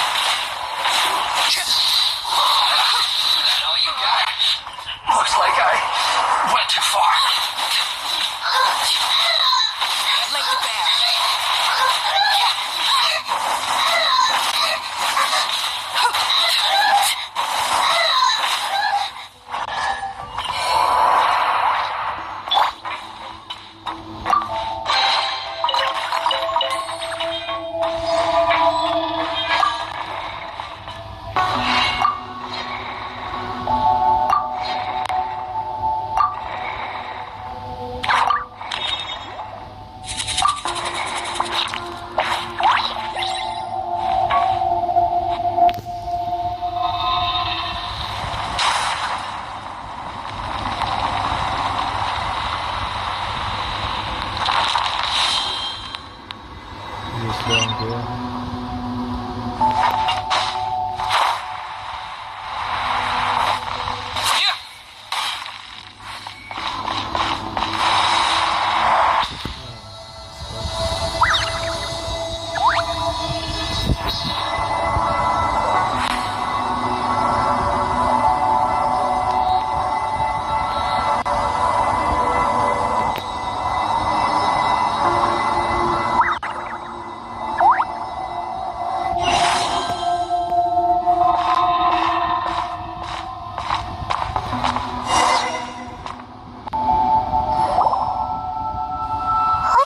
Operational status, we must prepare for the worst. The god they wanted to create is likely close to completion or already completed. That's not a surprise. Oh no! What should we do? Paimon can't imagine how hard it would be to fight against a Fatui Harbinger with a gnosis. Are you nervous, Paimon? If you really want to know, of course Paimon's nervous. Aren't you too, Nahida? Yes, I am. This is probably the first time I faced with a calamity of this degree since my birth. I feel not just nervous, but curious as well. Curious? Curious about our fate. To me, everything we perceive in this world, everything we learn, and everything that happens to us is considered knowledge. And if it's a form of knowledge, then it can be understood. However, only fate is about that which has yet to occur, so it has always drawn my curiosity. So to me, fate is the ultimate knowledge. That's also why I love observing humans and all the things that happen to them. It all brings me great satisfaction. And now, at long last, I'm not just an observer anymore. I will personally experience my own fate with you by my side. Isn't this such a wonderfully exciting thing? Ah, so that's what you mean. Paimon thinks she understands what you're feeling. You won't lose. Agreed. Okay, let's continue on. I can sense his aura from here.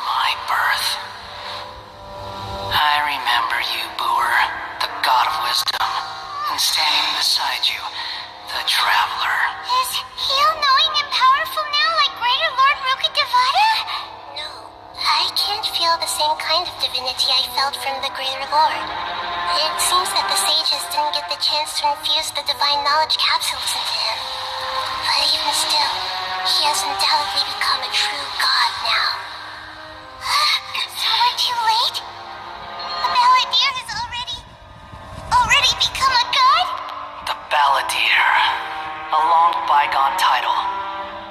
When my spirit ascended to divinity, I felt as if I had existed for the same number of epochs as heaven and earth.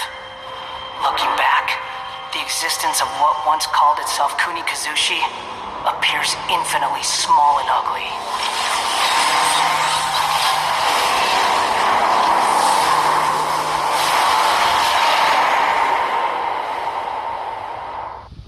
This imposing aura, it really feels like the gods. A body that capitalizes on the Balladeer's original construction as a mechanical puppet, with the Gnosis serving as a constant power supply. How much effort and resources did the sages put into this? From a purely technological perspective, it's a commendable achievement indeed. It's no exaggeration to say, this is the culmination of human wisdom. You sure are something! Dishing out compliments at a time like this? But I don't think he's reached the spiritual height of a god. So it's still the same way.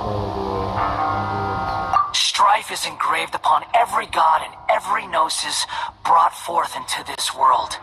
Can you feel it? The exhilaration of such power, and the thrill of anticipation for our contention. Nahida wouldn't feel the same things as you! Do you not realize that you are interrupting a conversation between gods? Lowly creature, know your place. So the same Balladeer. The strife engraved upon a Gnosis. You're talking about the Archon War. Tevat's current peace was not easily won.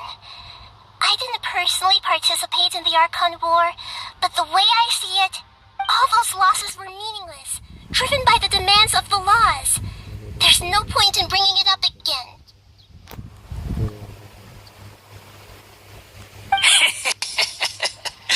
Is that so? Yet I am deeply disappointed that I was never allowed the fortuity to personally participate in the Archon War. This is a first. Encountering a god in this world who does not crave power. No wonder your own people have abandoned you, god of wisdom. From now on, Nahida's followers will continue to increase in number. Your judgment is as your existence, unsubstantial. This is where everything ends, Booer, the god of wisdom. You should know that wisdom cannot solve every problem. Like now, where your only option is to face me in combat. Come. Let us reenact a scene of the Archon War. Come and inaugurate my birth as a god.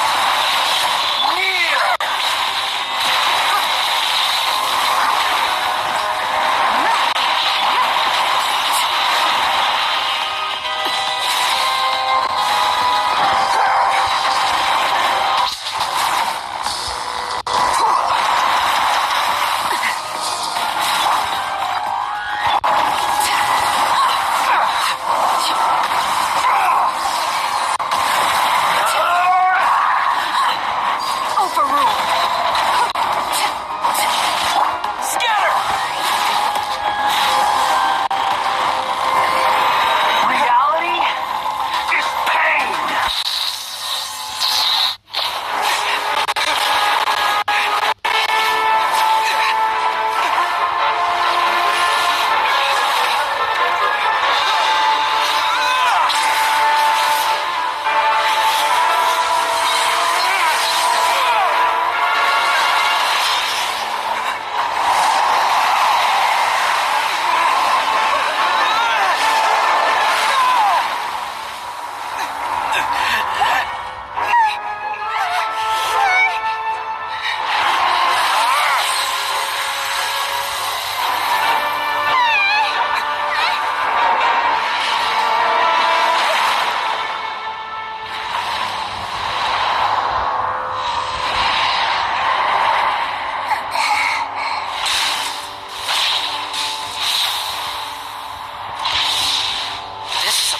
battle between gods, yet you choose to hide behind a mortal. And now, you're acting like you'd sacrifice yourself for a human. Are you having fun proving a false sense of heroism to yourself, Brewer?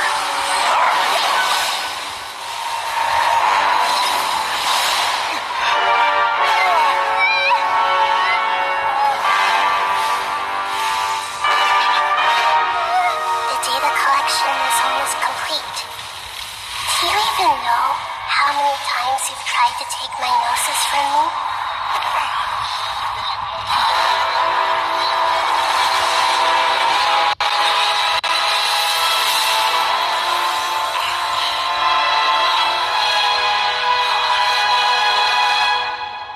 We just concluded the 168th loop. Did you know that in the effort to create you, the people of Sumeru were forced to live through the exact same number of Sub-Zerus festivals and samsara cycles? The power of dreams. When did you use it on me?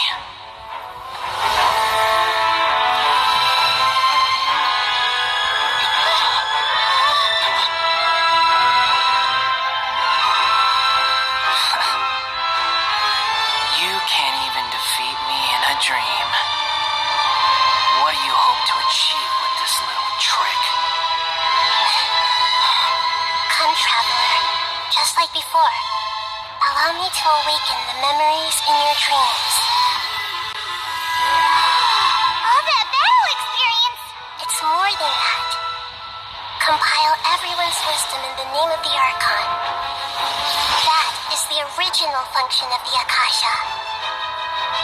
I've sent everything that happened just now to the people of Sumeru in the form of knowledge. I've asked them to help you find a way to defeat the false god.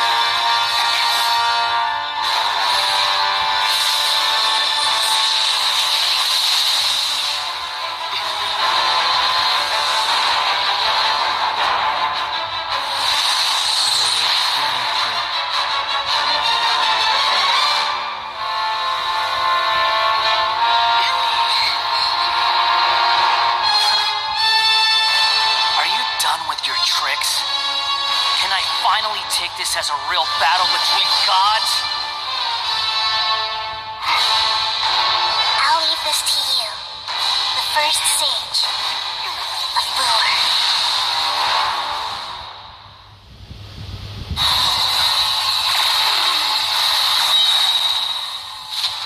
1,000 eons, mine to dominate.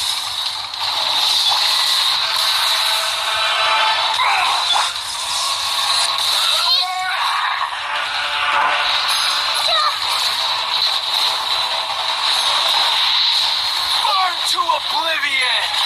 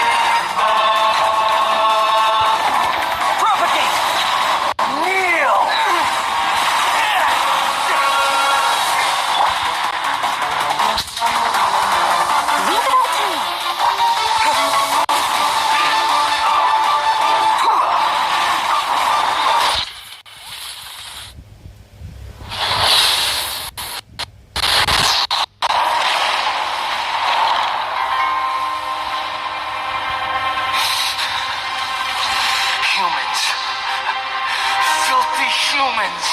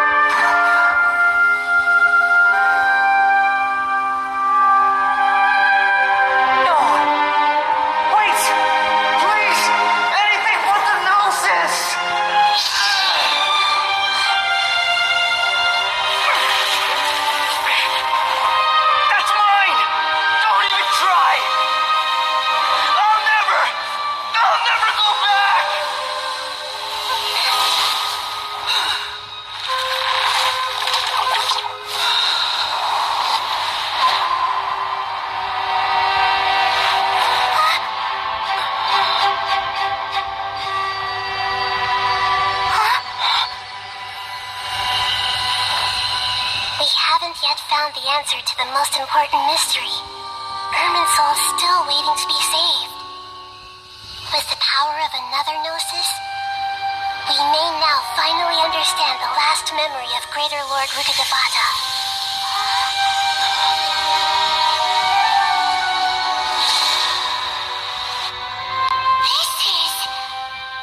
That's right. This is the last memory of my predecessor.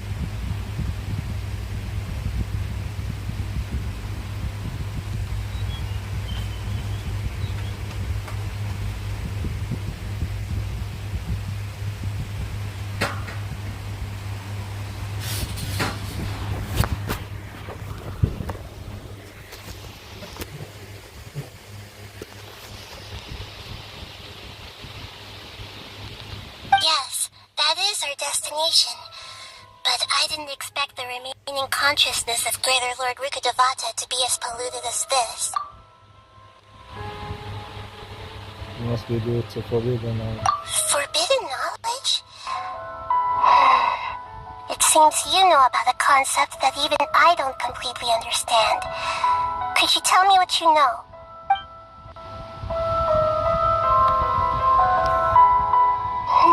Your inference seems logical enough. Forbidden knowledge once polluted the desert thousands of years ago, but was successfully repelled thanks to King Deshret's self-sacrifice and Greater Lord Rukkhadevata nearly exhausting her power. Yeah.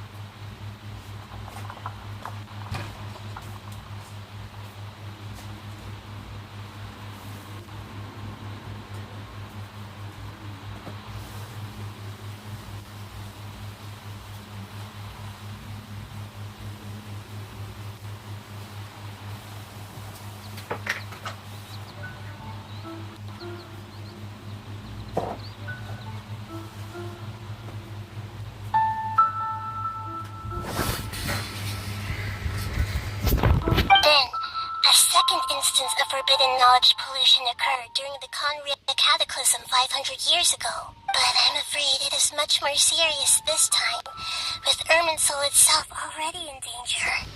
So, if we're in the remaining consciousness of Greater Lord Rukkhadevata, and it's also been affected by forbidden knowledge pollution, then does that mean, in order to save us, Greater Lord Rukkhadevata... Yes. It's very possible that she sacrificed her life in the fight against forbidden knowledge. She didn't completely eradicate forbidden knowledge, but if it weren't for her actions, the pollution would have been far more rampant over these past 500 years. The way that everyone, including me, has forgotten everything about forbidden knowledge may very well be due to her restoration of Irminsul. Aww. Do you feel sad, Nahida? I'm just sharing her pain. The pollution of her consciousness here is severe. There is madness, chaos, and pain all around us. Did she fight to resist the forbidden knowledge pollution in such terrible conditions, all the way up to her last breath? She even used her last remnant of lucid consciousness to leave a clue for us to follow. What? Yes. Her words were distorted by forbidden knowledge, so that's all we could hear. But now, we have a chance to find the answer to this mystery. We can cross the polluted consciousness until we found the right path to meet with her lucid consciousness. And then, we'll let Greater Lord Rukkhadevata tell us the truth in person. I hope we can use that truth to save everyone. Each of us need to be mindful of the state of our own consciousness while we are here. Even with the Gnosis' protection, we must always keep a clear mind. Otherwise, we could go mad at any moment. That's so scary. Don't worry. It should be easy enough for you to keep that mind of yours clear, Paimon. Let's go.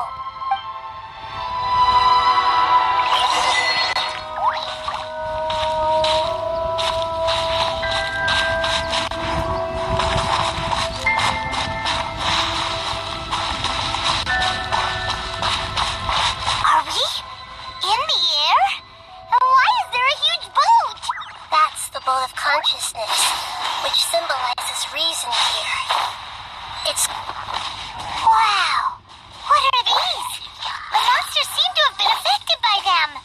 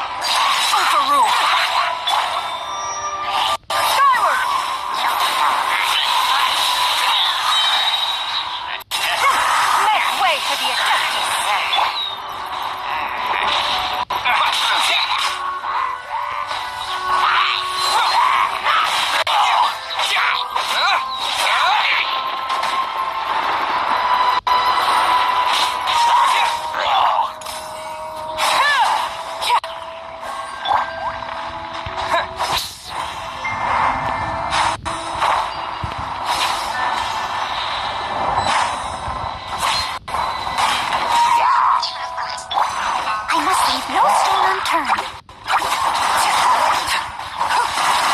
Laid bare.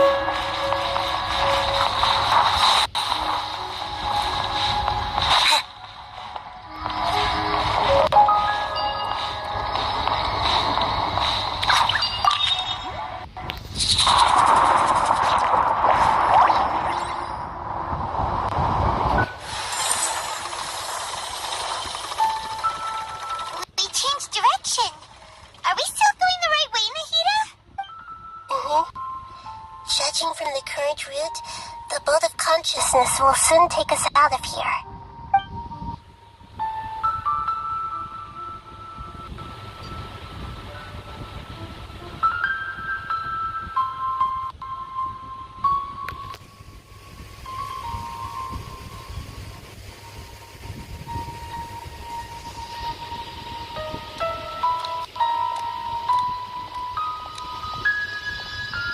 We'll be arriving at our destination soon. How are you feeling? Are your minds still intact? Some strange thoughts going from time to time. Huh? But everything's been completely normal for Paimon. Hopefully there won't be any more interruptions. This time, we should be able to meet Greater Lord Rukkhadevata. Are you saying you've never met Greater Lord Rukkhadevata before? I'm not surprised. No. It seems that my birth and her death took place at the same time. Otherwise, I think she would have given me a little more guidance, and I could have done a better job. Hey, you've done a great job, Nahida. Let's get out of this creepy place and go meet her.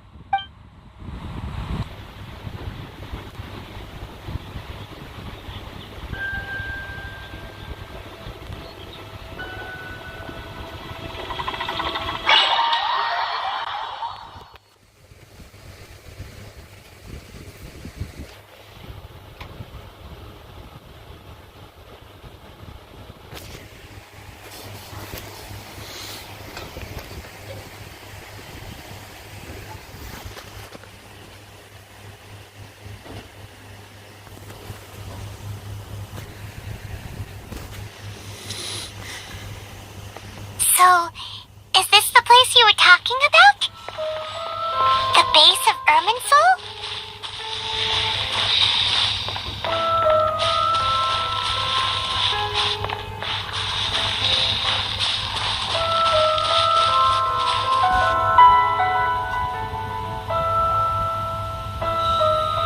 Well, this is the place.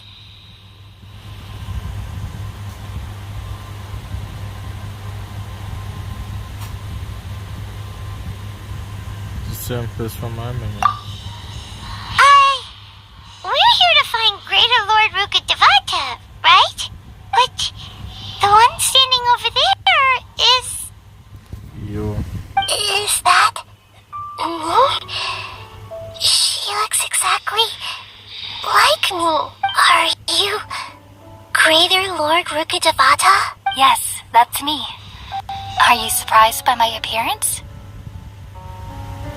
I can't believe my eyes. Irminsul and the surrounding lands have been reproduced here as they were years ago. But this is just a realm of consciousness. We are manifestations of the same nature. Hence why we would appear exactly the same. We're of the same nature? Why? Because you are me, and I am you. You are me in the new samsara. The new samsara? As Greater Lord Rukkhadevata, I'm the avatar of Irminsul. And you are the purest branch snapped from Irminsul. Imagine it this way. Even if a tree dies, its branches will eventually take root and grow, continuing the tree's life in another form. I'm merely the remaining consciousness of Greater Lord Rukkhadevata. The real me has presumably died a long time ago.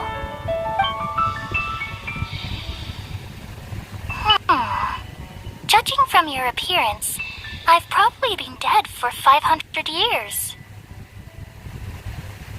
But you're finally here. My new self in the samsara. So this is the connection between you two.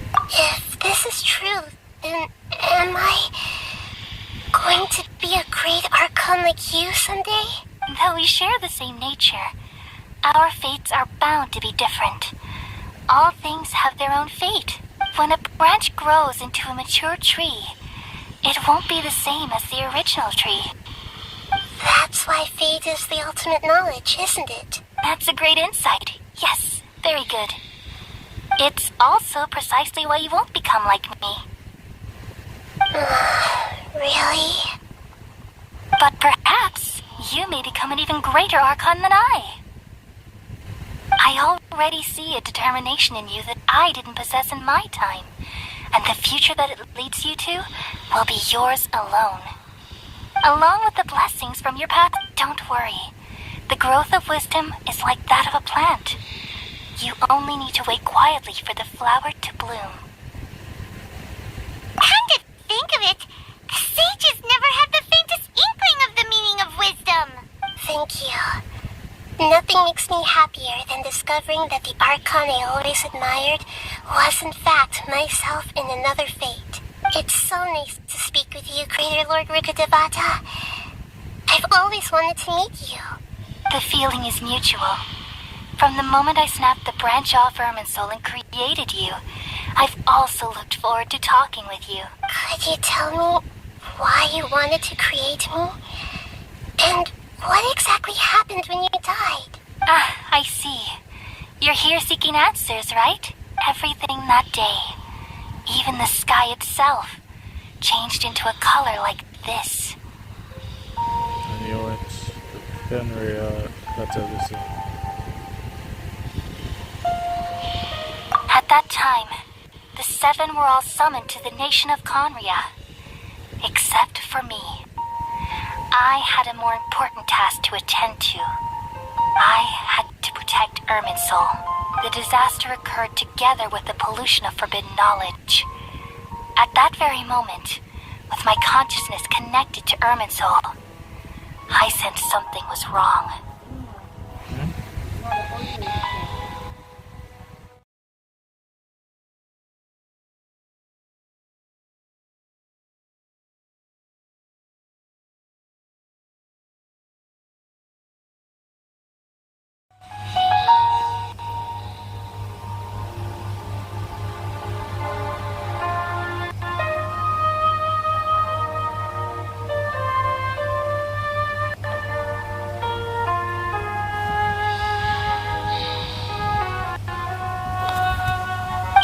Started to torment my mind.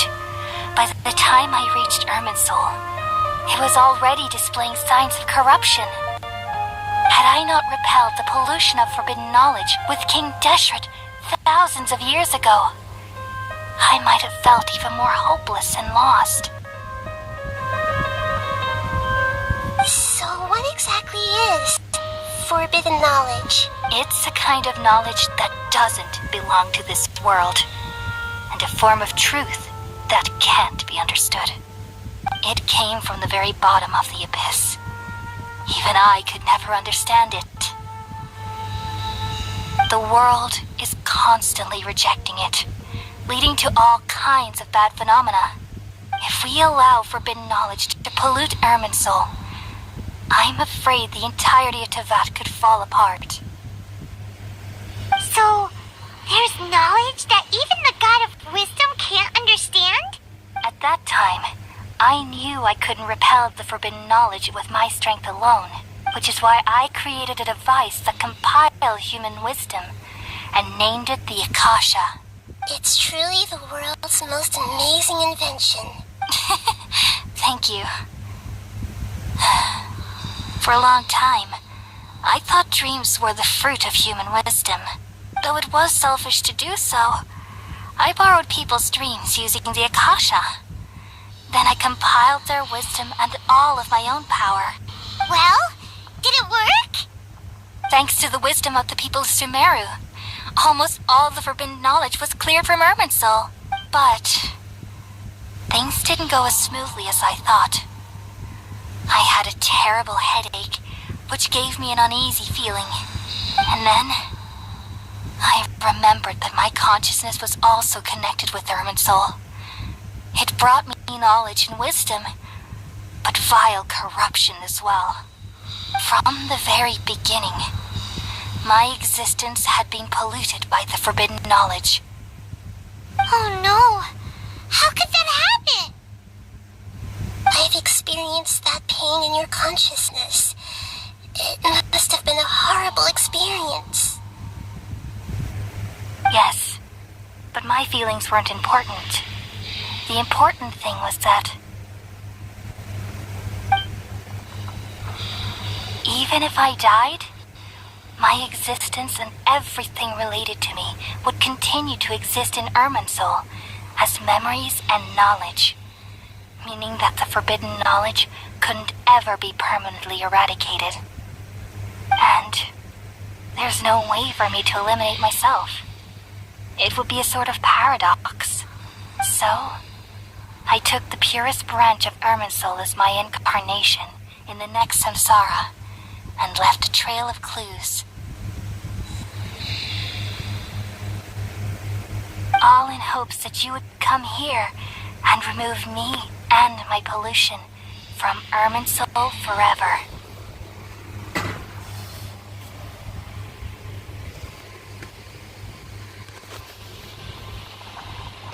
Oh, wait! No, I can't. So you realize what that implies? You are very smart indeed. Irminsul has all the knowledge and memories of this world. And as you've realized just now, removing me from Irminsul means I essentially will never have existed in this world. But this is the only way to save Irminsul. People love you so much and they've missed you so much over the past 500 years. I am exactly the same. So how can we just forget you like this? Yo, what's up?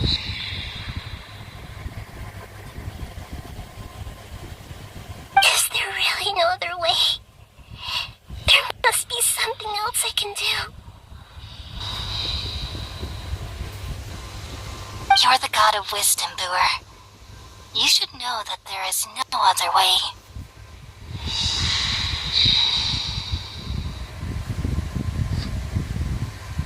Oh, I'm guessing you already did see the scene before.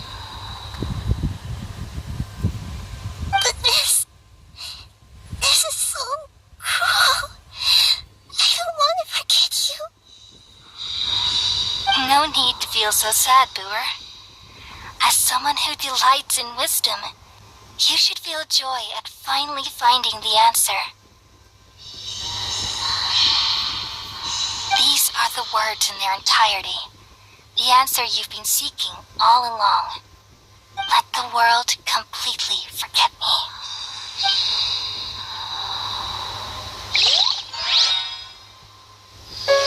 We all nestle under the great tree of wisdom, peering out to perceive the world.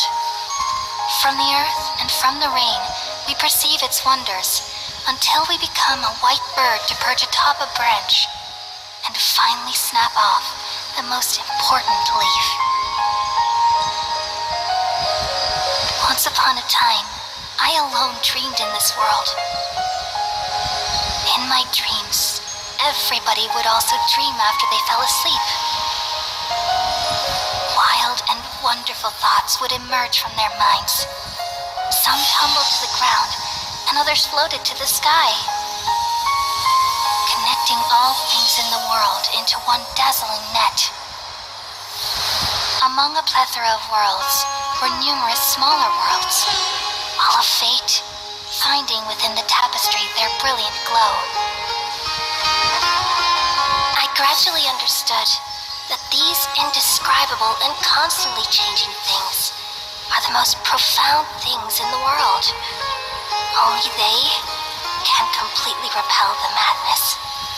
Only dreams can awaken consciousness from the deepest darkness.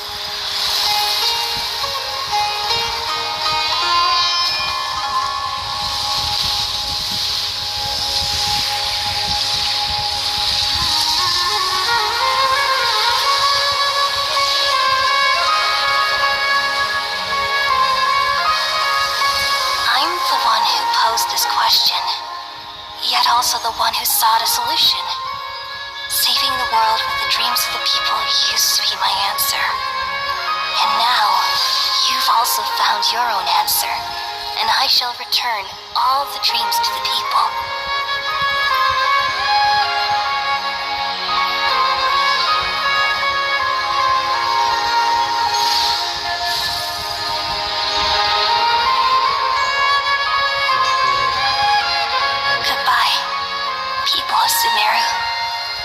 May you be blessed tonight with the sweetest of dreams.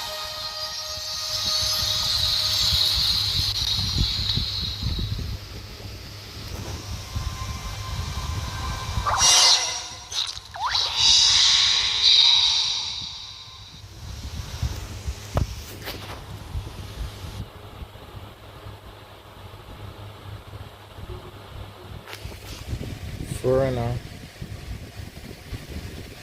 We're talking about our icon from Fatui.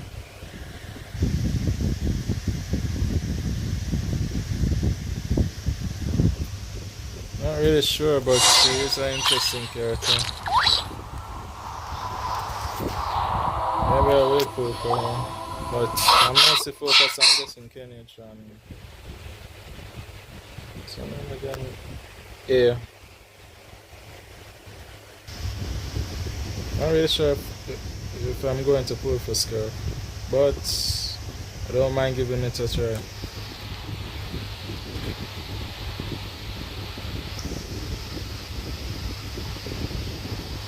People are saying that Scar is she's much more powerful than the air. I'm alright. I'm just a little confused. So you're confused about it. We've just saved the world, right?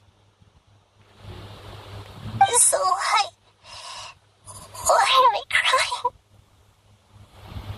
She will be, I guess, third strongest DX. Third strongest, so who is the first, in your opinion? Is it Mavoika?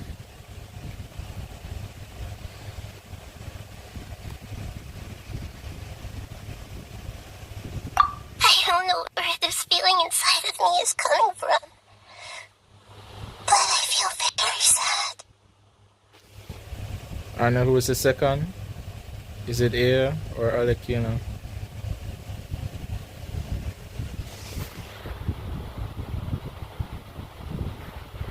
Who is the second?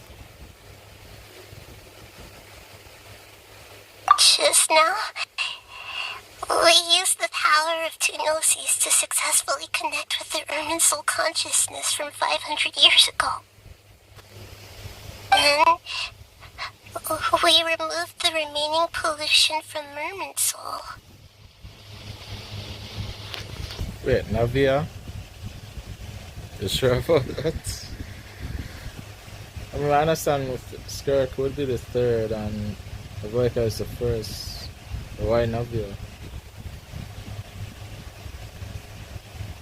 I mean, don't get me wrong, she is a strong character.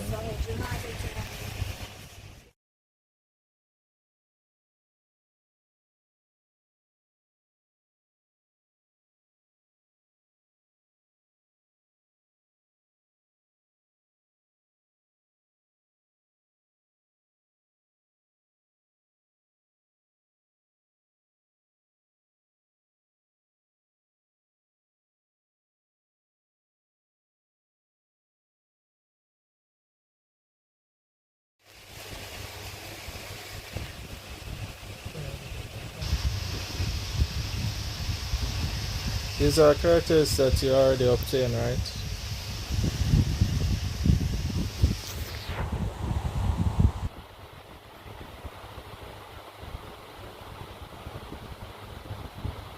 Yeah, what's wrong? Weren't you there just now? That's why it's so sad, because Nahida won't remember. And same thing goes with everybody in Sumeru. But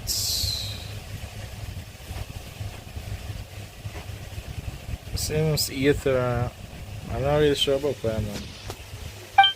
I still remember Greater Lord who could have that.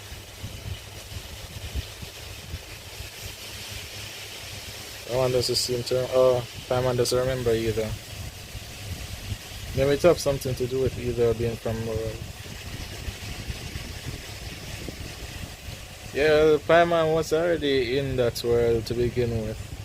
But either he's coming up with a theory that there's a good chance probably because he's not from this world, why he's the only one who can remember her.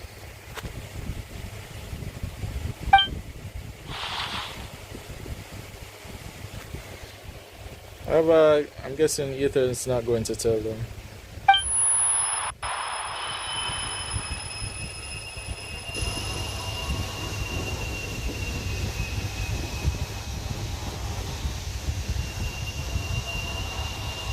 Wait, so after this arc is Fontaine, right? Or is it not long?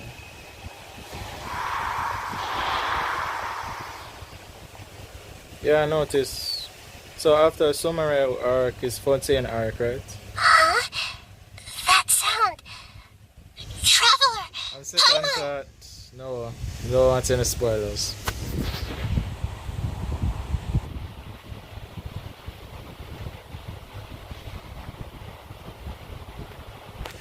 Yeah, I had a feeling. I've been waiting here far too long. Yeah, the doctor is But back. finally I have the chance to be alone with you. All the precious time I wasted has finally paid off. The doctor! What have you done?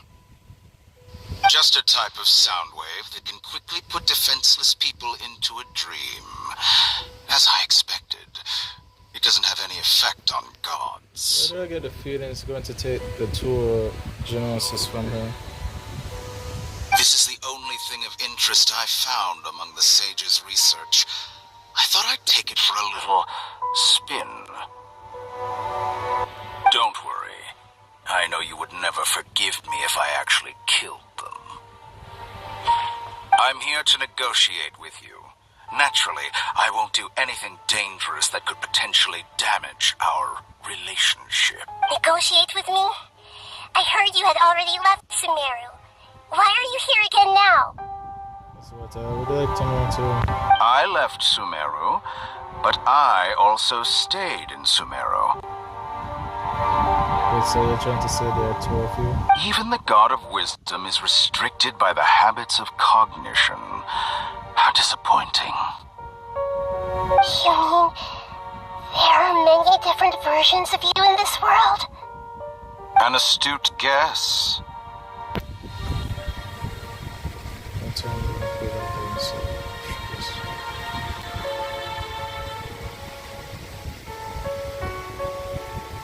Oh, I see. Looking forward to it. Even the same individual will have different cognitions at different ages. But still, there is a. I don't really want the story for each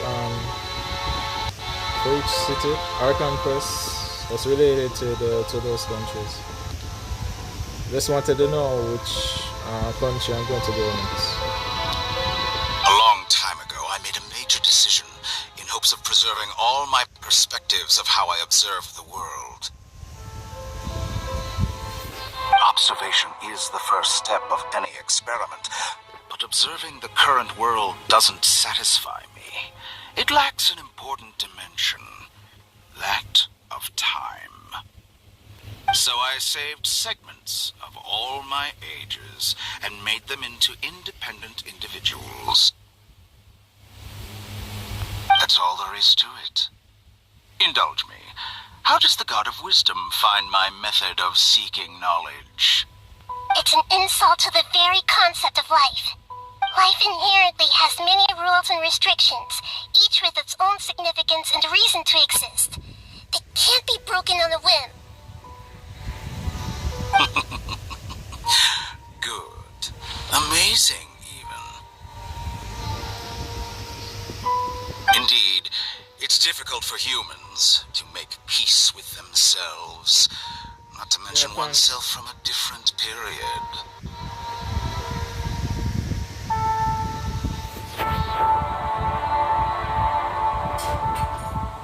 Since you were in the academia, why wait until now to show up? You could very well have stopped us and helped that fake god. Simple. Let me ask you this. Would any staff member ever help the subject in the middle of an experiment? It was my experiment. So why should I interfere with the results? The academia saw the plan to create a god as their ultimate goal, yet you only saw it as an ordinary experiment. You really are crazy. If the experiment succeeded, you would have had a new god on your hands. How would you have faced your own god then? Would you still take the same stance? Would you still hold the same view of yourself? I'm first and foremost a scholar. These results should be left to the judgment of the hypothetical me confronted with that outcome. But you're right. And that's exactly why I'm disappointed with the conclusion of this experiment. As an individual, you don't have any sense of belonging, and you seem to have even fewer convictions than a typical scholar. Oh no, I certainly have my own convictions. They just don't fit your standards, that's all. All right, that's enough conversation for today. The experiment is over, and it's time to tidy up the equipment and reclaim any useful materials. For example, the Gnosis. Yeah, I'm not really surprised. That's the only reason why he came back. Well, he never did came back, but rather him come to them. Obviously, he wants a gnosis. Lesser Lord Kusanali, you're an intelligent Archon. I'm sure you understand the disparity in our combat abilities at this time. Besides, you have no way to use that electro-gnosis in battle. Didn't you say you were here to negotiate with me? Somehow, it's starting to seem like you intend to take it by force now. Yeah, she's right. I cannot go into use any thought no jutsu. I'm merely stating a fact. After all, I'm also a scholar. Naturally, I hope to show proper respect and dignity to the God of Wisdom. Your hypocrisy is built on absolute confidence. I understand your scheme, but... what if I were to destroy the Gnosis now and awaken the heavenly principles?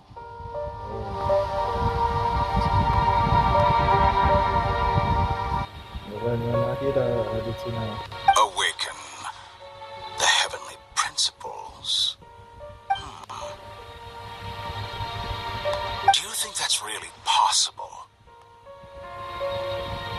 This will be my first experience for Gnosis level to be broken. The heavenly principles have been silent for many years, but the Gnosis are symbols of their control over Tevat and all the laws. Will the destruction of a Gnosis attract the attention of the heavenly principles? And if so, how do the Fatui plan to deal with the consequences? Do you dare to gamble such a possibility with me? Gamble? How surprising. I thought you would show evidence or use rigorous reasoning to prove your point. The word gamble is the last thing I expected to hear from the god of wisdom. But this is a clever move. You must have seen through me when I first captured your consciousness. As a scholar, I respect all possibilities. This has always been my principle and is an essential trait as an experimenter. Indeed, I can't ignore this possibility. So tell me then, what are your conditions? This foreign Gnosis will only lead to disaster if it stays in Sumeru. Oh, she's not wrong. But this Electro-Gnosis is the prize I obtained after defeating one of your fellow Harbingers. Now, as the one who initiated this cascade of events, shouldn't you pay the corresponding price? Price? Interesting. What price would you have me pay? Never coming up this city of wisdom. How about erasing all your other segments?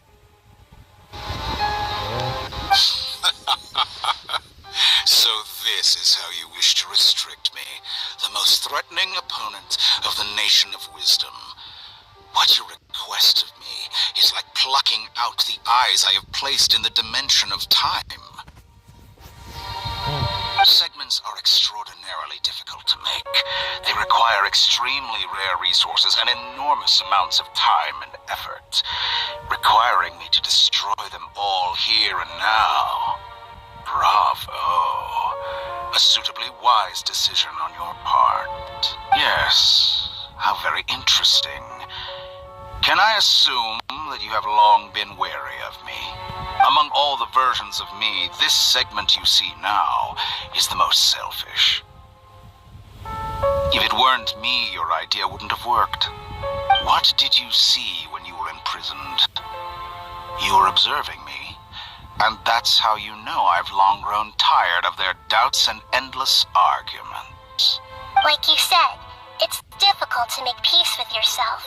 Being as smart as you are, have you managed to do that? I see.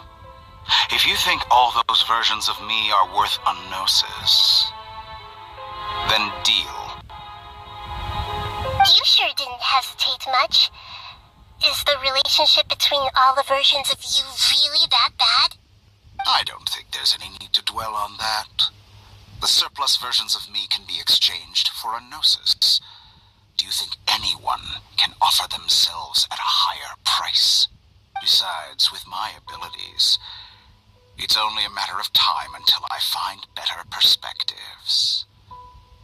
Perhaps it's best to say, you're just temporarily ahead. But what I'd like to know is, how can you be sure that I've really erased them? And that's where the problem. I can see your remaining honesty.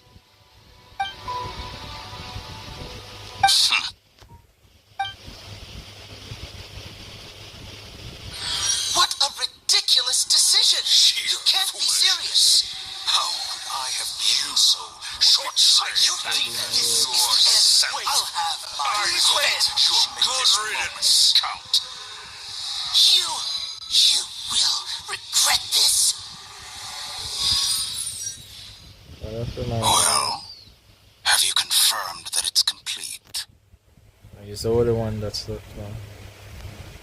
Here, take it. The future of Sumeru City will be in my hands alone. I will shut down the Akasha and let curiosity and the thirst for knowledge drive the realm of academics once again. There won't be any further gaps for you to exploit. It truly pains me that my academic achievements have never been appreciated in my homeland. Of course, I have no interest in being rejected by this city for a third time. Another chess piece. And where is your dendronosis? Don't be greedy, Harbinger of Snezhnaya. No, this is a different transaction. If you intend to turn off the Akasha anyway, then there's no further use for the Gnosis of Sumeru, is there? Besides, isn't it the Archon's duty to deliver what's desired of the Seeker? Oh, judging from your expression, you don't seem to find the idea very agreeable. Then let's think of it this way. Since you're the god of wisdom, how about I exchange some knowledge with you? People exchanging knowledge with the god of wisdom is the stuff of legends. Yet here you wish to exchange knowledge for the god of wisdom's property. Arrogant as that is, it has piqued my interest. Let me ask you, have you in all your mighty knowledge ever heard the rumor that the skies of Tevat are fake? Yeah, what? Huh? That's the secret hidden by Ermin's soul concerning the truth of this world. Once I finish telling you about this, it will be time for me to say goodbye. With negotiations, we've all gotten what we wanted. I'm very glad I got to meet you like this. Your arrogance may know no bounds, and convictions may mean nothing to you. But I'll still listen to what you have to say.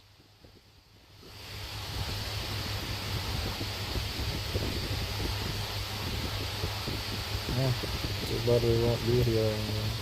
Seekers and that choose words of the man of the wise, then everything falls is relevant.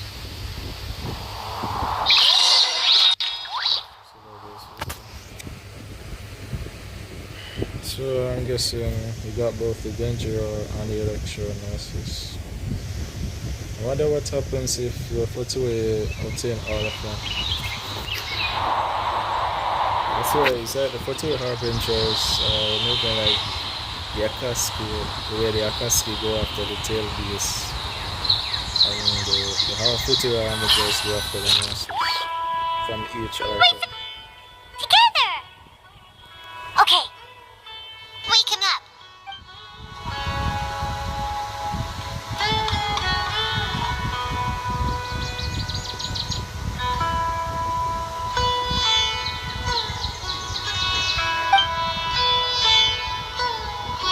Are you awake? Kali says it's time for breakfast. Come on, get up! Good morning! How are you feeling today? Good to hear. It looks like we've recovered pretty well. Not even Tainari can stop us from going out now, right?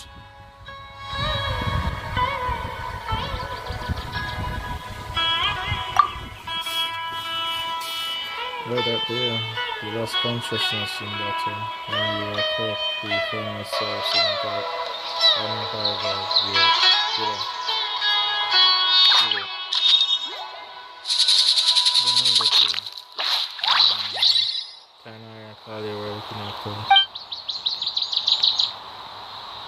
I heard that it was Sino who brought us here. Tainari complained that Sino was always sending people to him, but he has taken great care of us. After completely exhausting ourselves, we had a good rest here. After a few days, we finally recovered enough to be able to go back. From what Tainari has said, the Akasha has been turned off completely, and the people of Sumeru will no longer rely on it. Such a big change will certainly affect people's lives, but it will definitely be a good thing. Come on, Traveler, let's go! Yeah, Gacha caused so many problems.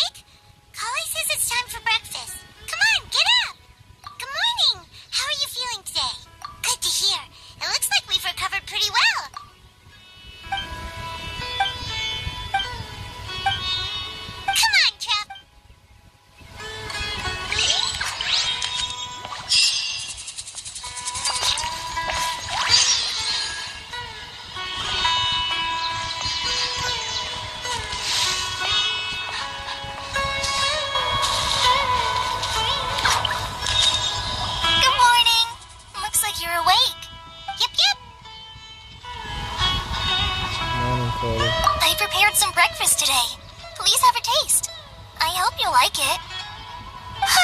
It's nice to have you here so we can eat something yummy. Well, now that I've recovered from Elazar, I'm feeling better than ever. I can even prepare 4 or 5 meals a day now. You can thank Greater Lord Ruka the Vatot. Greater Lord Ruka the Vatot. That's how it's pronounced, huh? Ruka the Vatot. Greater Lord Ruka the Vatot. God Zero, remember her. She's completely erased from their memory. And Paimon bets they're all delicious. Enjoy your breakfast with Chloe. Oh, by the way, someone brought a letter for you after you went to sleep last night. Paimon hasn't already read it. Nope. Paimon wanted to read the letter with you after you woke up. So Paimon didn't open it. Alright, let's read it now. Oh, it's from Nilu. We're going to hold a feast at the Grand Bazaar and celebrate Sino's reinstatement as the General Mahamatra. As heroes of Sumeru, please be sure to attend. I'll wait for you. The date of the banquet is written on the back. It's in 2 days. Oh, I've also heard that you've become heroes here as well. That's amazing. Everyone's aware of your abilities. There's no need to be modest. Anyway, let's go to the Grand Bazaar to have a look. Oh, before you leave, be sure to inform Master Tainari.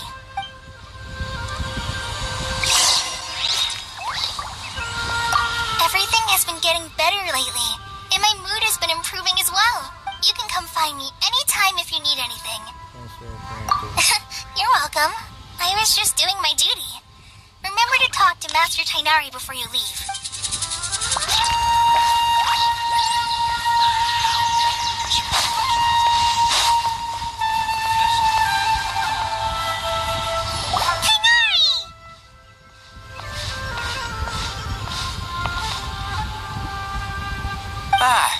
Good morning. How do you feel today? We feel much better. How about you? How's your win, Tainari? I'm recovering well. Thanks for asking. But from the looks of it, you seem to be already busy with work again. It's fine. I'm not that busy, really. The Elazar patients have recovered, as well as Hypatia. For now, I only need to tend to my Forest Watcher duties.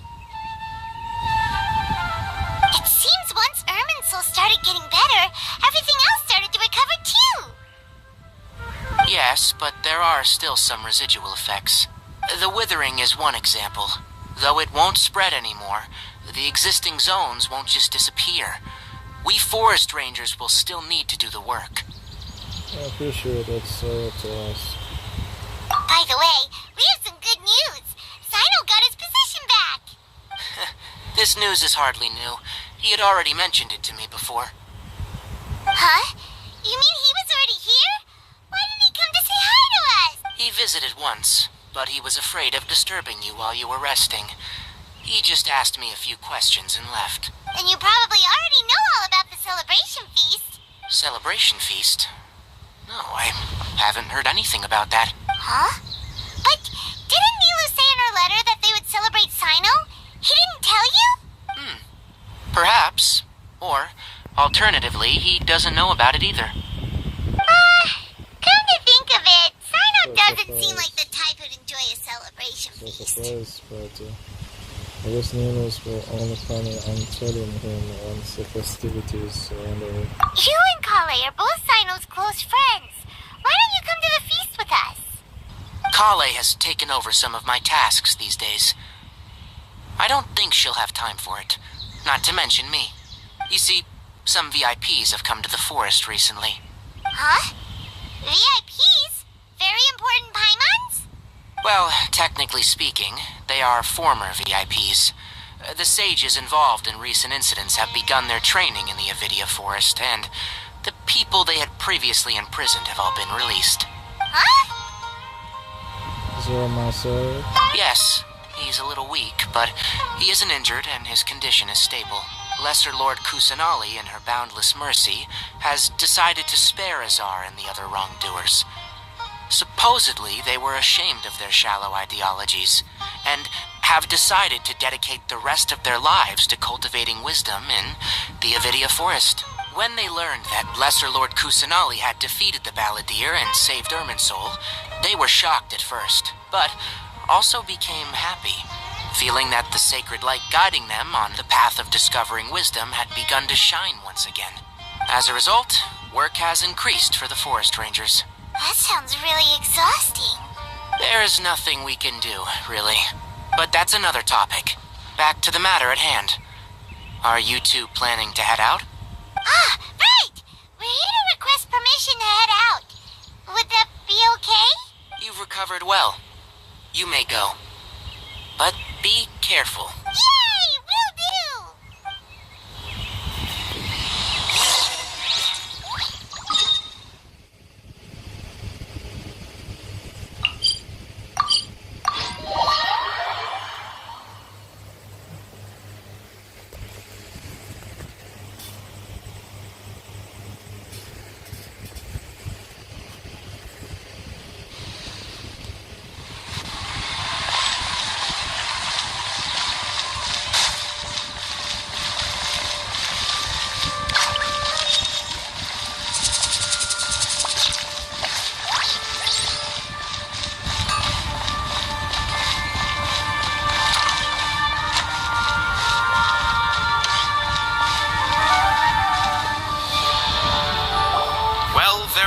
Any problems if the feast starts at that time. Everything has already been prepared. Mr. Zubair, I finished tallying things up here. Well, except for the guests. Is a simple reply really that much to ask of our guests? It's affecting our arrangements. Oh, it'll be fine. Besides, it never hurts to get things ready in advance. I was thinking the same thing. The feast will be held sooner or later, right?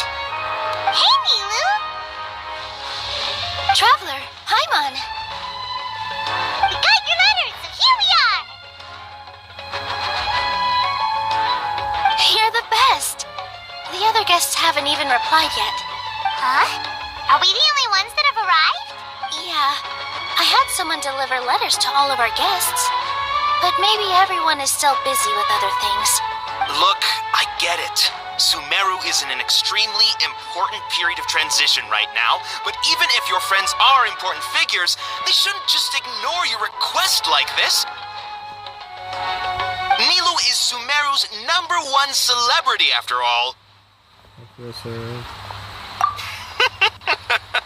You have no idea how happy I am to talk to people with good taste. If you consider enjoying Nilu's dances having good taste, then almost everybody has good taste. Because Paimon thinks everybody will love her performance. That's right. We all think she's amazing too. Nilu is an absolute favorite among those of us who frequent the Grand Bazaar. For Outlanders, you have a great eye. Master Zubair, let's have a vote for the most outstanding audience members next time. I think these two may win. Nonsense! It is not for us to determine the value of an audience. But indeed, we could try giving gifts to people with particularly good taste. I heard there's a device in Fontaine called a camera that can record people's appearances as pictures. Such pictures would make superb gifts. Ooh, good idea. I wonder where we can find one. You guys are so funny. There's really no need for that. I'm satisfied just being able to perform here. There's always a lot going on at the Grand Bazaar. Yeah, and that's why I love it here. Traveler and Paimon, could you help confirm if the letters were actually delivered? If for some reason they didn't receive the letters, then please tell everyone that there will be a feast here. Yeah, we can also check out how everything in Sumeru is going now.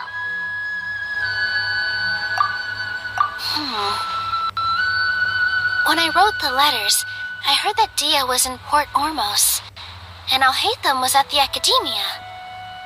As for Sino, we've only heard that he appears at the Academia from time to time. I'm not too sure about Rahman's whereabouts. My guess is that he's with Dia. As for Dunyarzad, I just hope she's feeling better.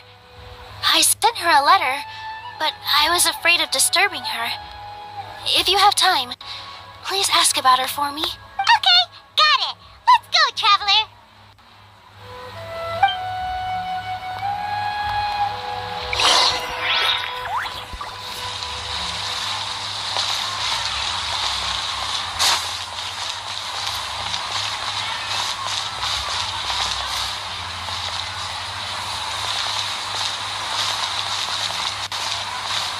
I've got great food and great drinks that everyone can enjoy. Welcome. Get your spices here. Comes with its own fascinating story.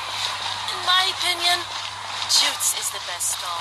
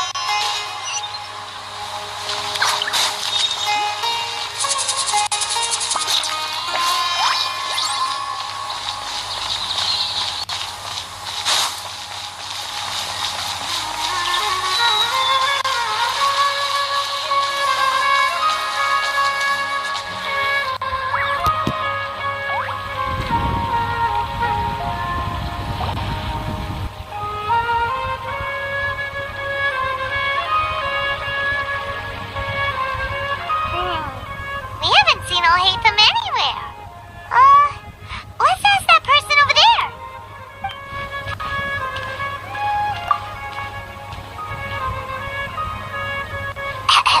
Hey there, have you seen Alhaitham around? Yes, it seems Scribe Alhaitham has gone to the House of Dana. You should be able to find him there. But you're already the second group of people I've seen looking for him today. He must be quite the busy man. Oh? Who else was looking for him? Mr. Cave was just here asking about him. You wouldn't believe how terrible their relationship is. And now you two are here. Don't tell me everyone's here looking for gossip about the sages. No way. We're strictly here on business. Ah, I see. Sorry, I thought maybe everyone's as interested in rumors about the sages as I am.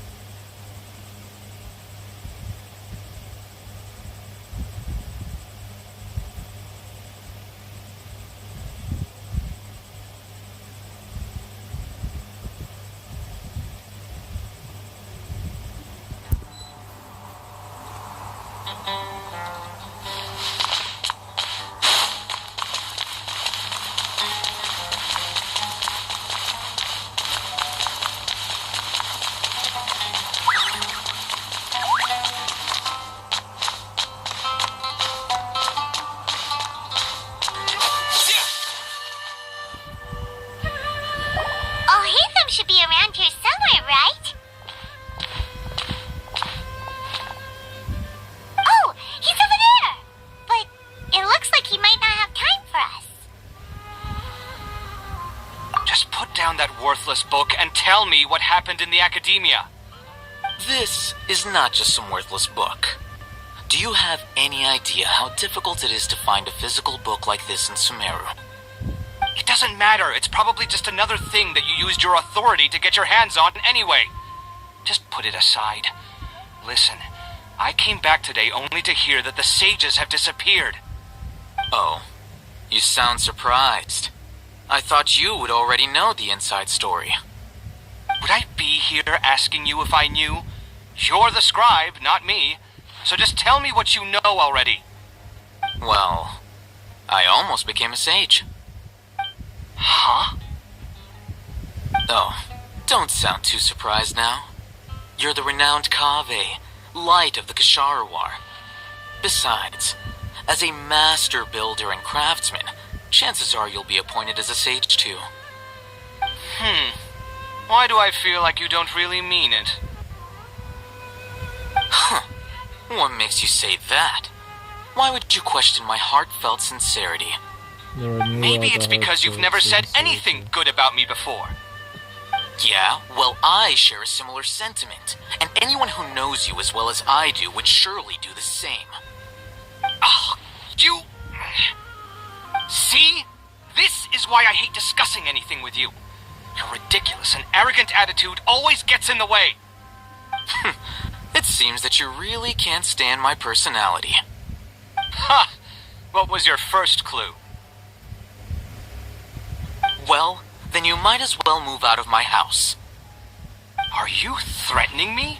Stooping to a new low, I see. Ugh, and don't change the subject. You, a sage? What a joke. The academia might as well just close tomorrow. Are they having a fight? Yes, sir, this spills out. We're not in Irish anyway. Forget what's going on with the academia. Haven't you been busy with your construction project? Tell me, when are you going to build yourself a mansion?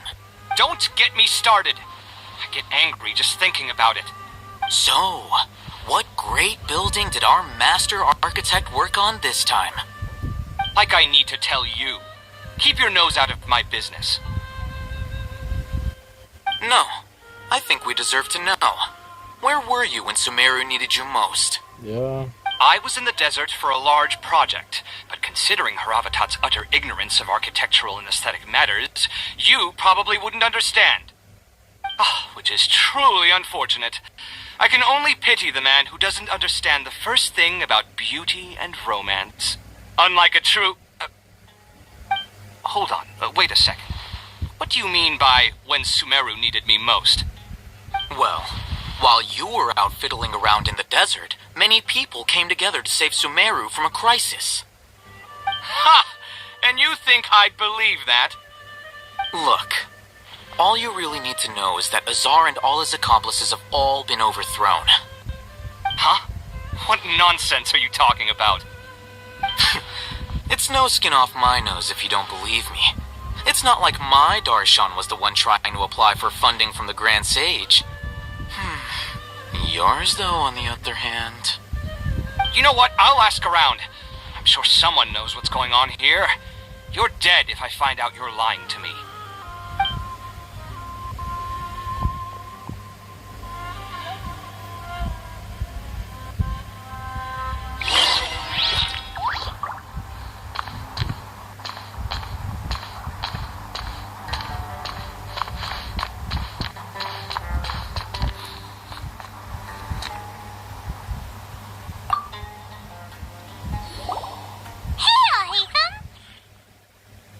Oh, it's you two.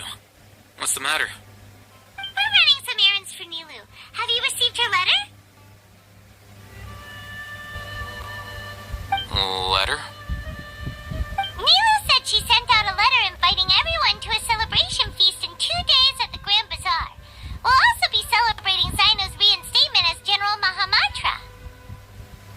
If she addressed the letter to all Hatham of the Academia, then the letter should have gone to my office.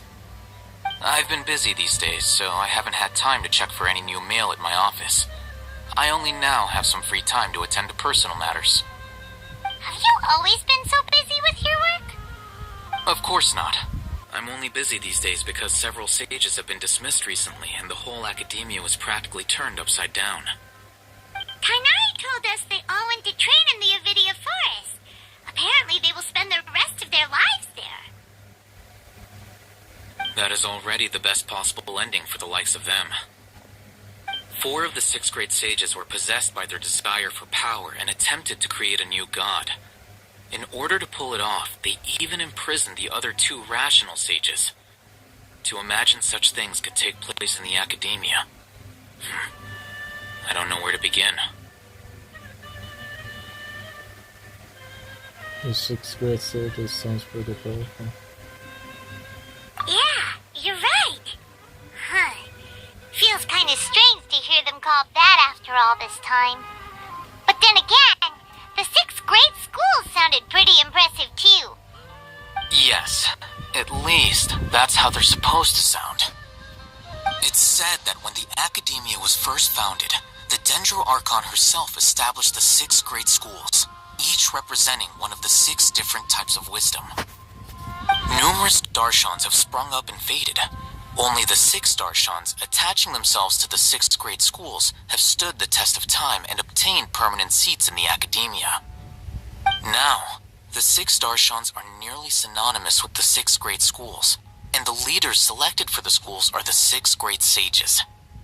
Among the 6th grade sages, there is one central leader, the Grand Sage.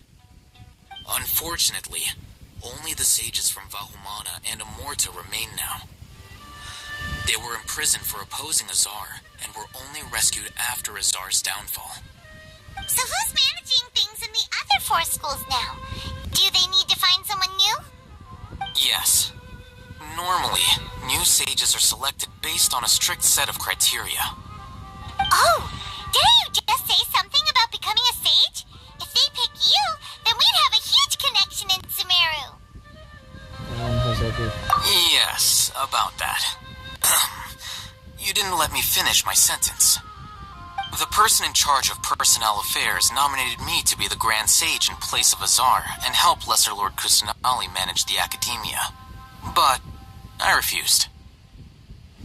Huh? But why? Can't you be a little more ambitious? I'm not even interested in being one of the 6th grade sages. Like I said before, I don't like being a leader. Yeah, we get it. You're a Sigma, not Alpha. You're a lone wolf. Let's always search for more knowledge.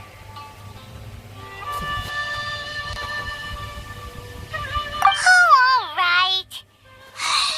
So are you busy these days trying to find others to take the job? That's not my job either. I'm only responsible for handling important affairs within the Academia before the new sages take office. So you're still a leader, man. Even if it's just simple. And the first thing I'll do is reject Kasharawar's application for funding. By the way, who was that other person just now? Is he your friend? Do we look like friends?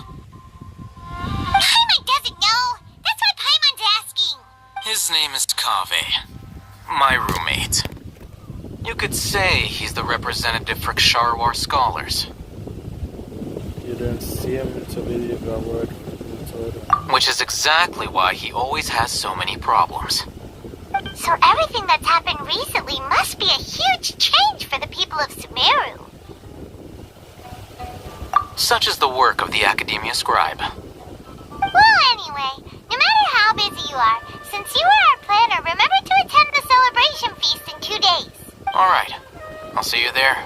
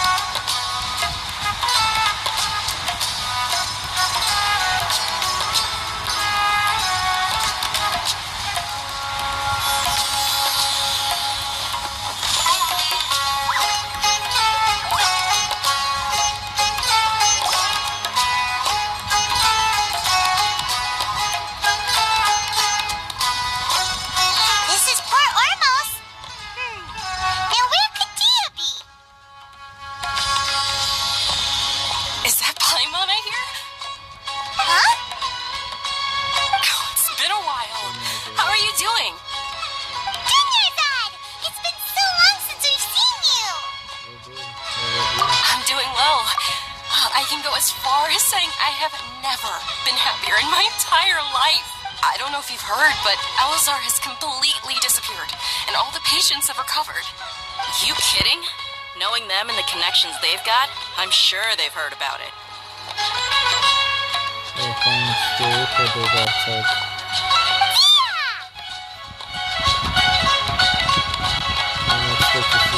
That's right. My lady is feeling better now, so I'm accompanying her for a walk. Why do you still call me that, Dia? You've already informed my father of your resignation. I guess I'm just used to calling you my lady. Old habits die hard. Resignation? You mean you're quitting? Yeah, I might start losing my edge if I keep being a bodyguard for the Homayanis. You know that my parents and I are fond of you, and that we appreciate you very much. It wouldn't be a problem if you wish to continue to be our bodyguard. I'm not a woman that's easily persuaded. You should know that by now, my lady. When I took this job, I had already decided that I'd quit as soon as you recovered. It's time for me to get back out there and chase that horizon. So what are you gonna do now if you're not gonna be a bodyguard anymore? I want to take a risky job and put my body to the test again. Huh? But we literally just finished one of the most dangerous jobs ever. Are you getting bored already? I know. If I hadn't joined in that plan with you, I wouldn't have come up with this idea. I guess I still get fired up by that feeling of going all out in a fight. It made me realize that I'm still a mercenary through and through. Life is short, and I'm happy that I got to be a part of that operation. But the whole thing also made me realize that there are still many problems in Sumeru, and as a desert dweller, I'm still not completely ready to settle down on this side of the wall. Well, I remember a friend had someone bring you a message. You mean I'll hate them? I didn't expect him to still remember that.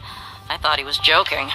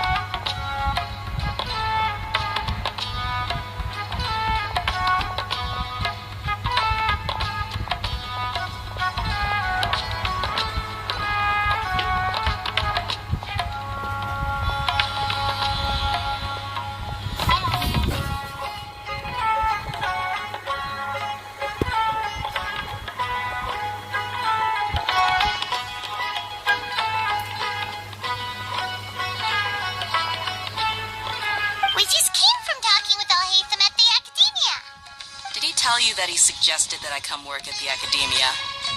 What?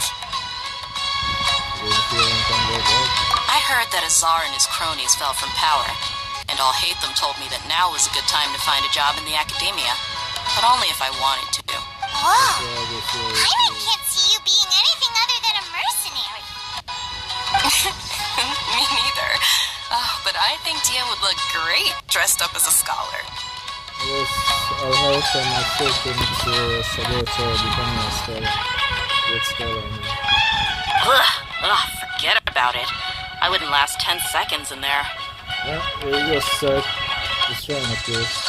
I just start. I'll Hate Them probably just liked the way I worked and knew I'm good in a fight. So he suggested I find some work in the academia. But you know, if you take him up on the offer, Sino might actually agree and let you become a Matra. Because you're super amazing. The Matra have all the talent they need as long as they have Sino. I prefer to be free to live however I choose. In fact, I chose this job from the very start because I knew it'd be right up my alley. Even if being a mercenary means facing all kinds of danger. A lion has to return to the wild sooner or later.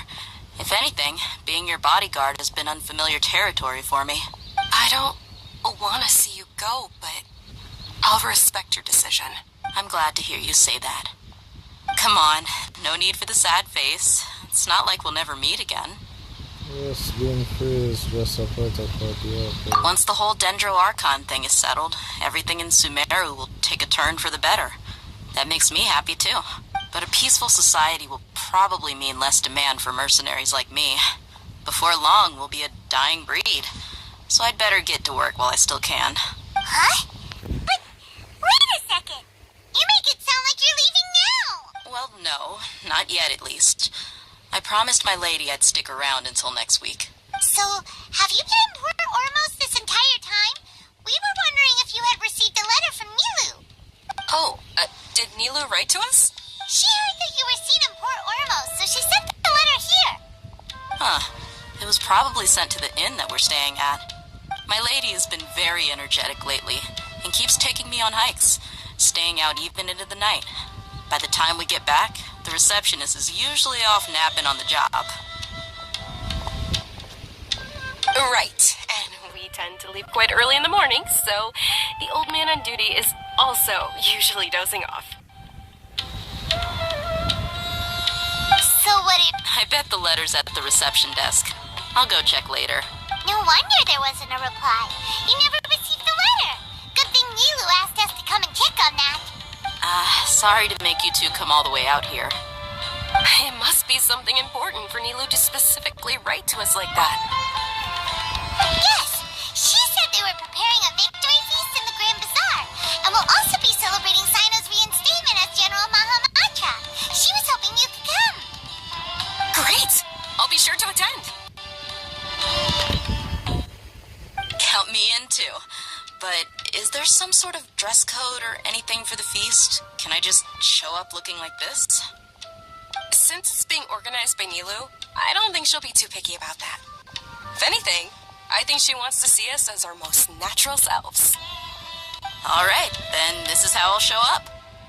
The feast will be held in 2 days, so don't forget.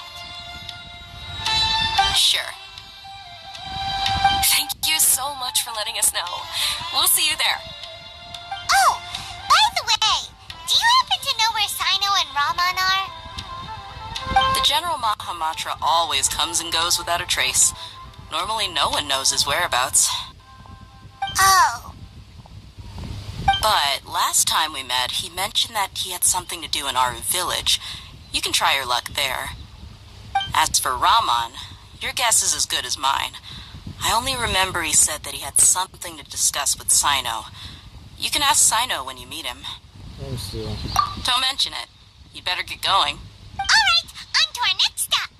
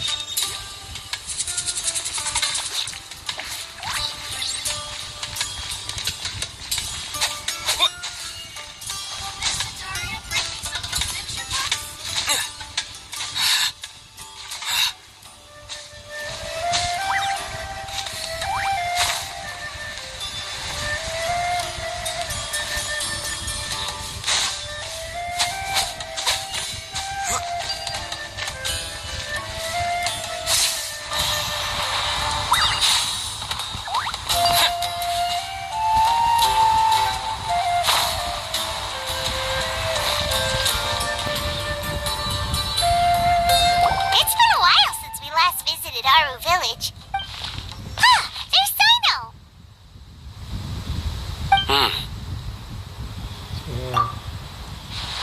What brings you here?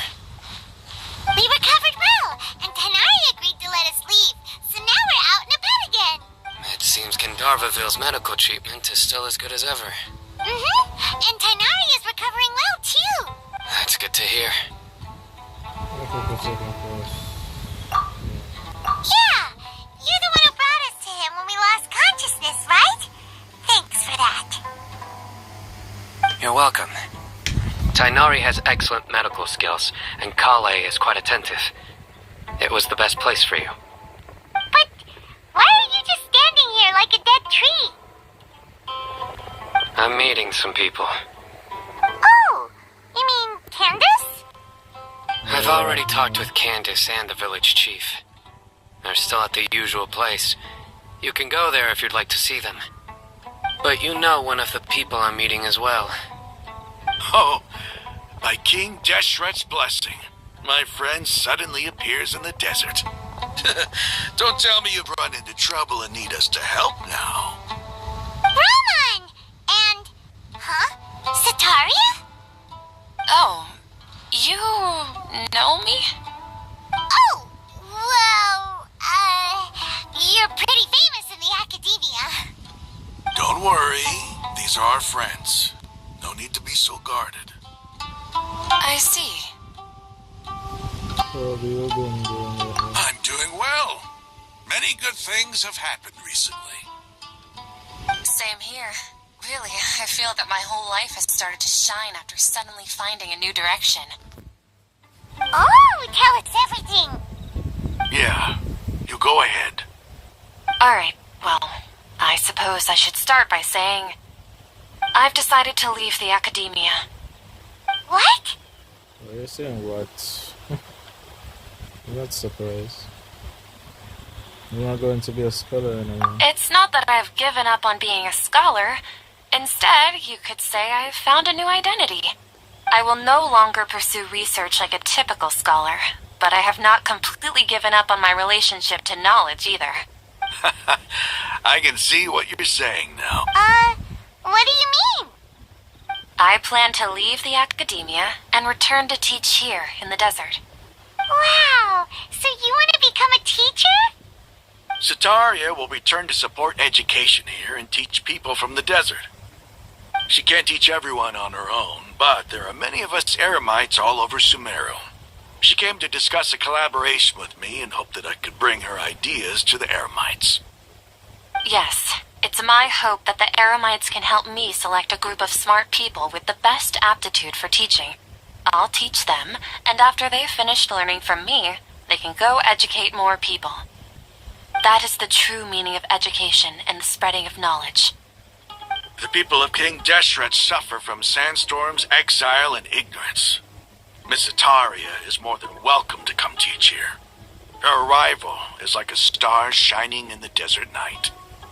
The stars have always guided caravans, thieves, soldiers, and travelers who get lost in the night. They lead those in the dark out of trouble and back to safety. Oh, please, where's all of this coming from? I'm starting to feel a little embarrassed. You deserve these compliments. Mercenaries are accustomed to danger and don't fear death, which is why we recognize extraordinary actions that common people would easily overlook. Sataria's idea will bring much good to many people. At first, I feared it was destined to fail. Everyone knows that the academia doesn't allow scholars to teach in the desert without permission. As you know, all knowledge is under their surveillance and control, and very few desert dwellers are as lucky as me. But what I heard at that time has been haunting my heart, as if there were lightning bolts constantly bombarding my soul. Sataria, you tread a treacherous path, and the longer you ignore it, the tighter the academia's grasp on you will become. Sataria, why haven't you gone home? Never forget that the desert that belongs to you lies elsewhere. Miss.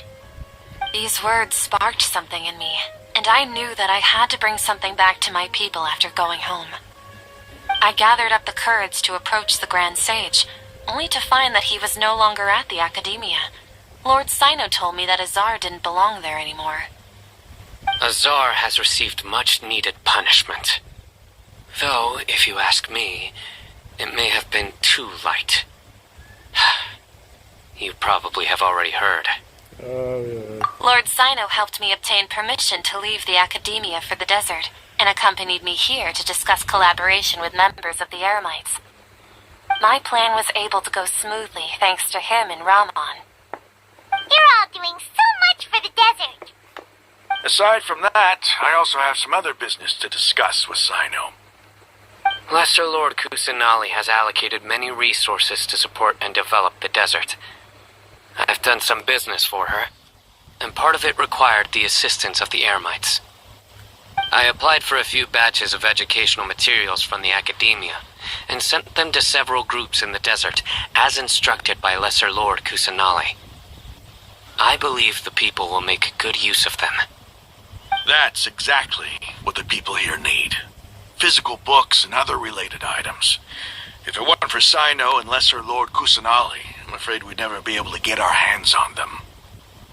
Apart from this, the Academia is also recruiting scholars that are willing to teach in the desert. I'll let you and Satarian know as soon as I have any more news. We must be persistent about this, and maintain these resources to ensure long-term effectiveness. This is the first time in hundreds of years we've had a glimmer of hope.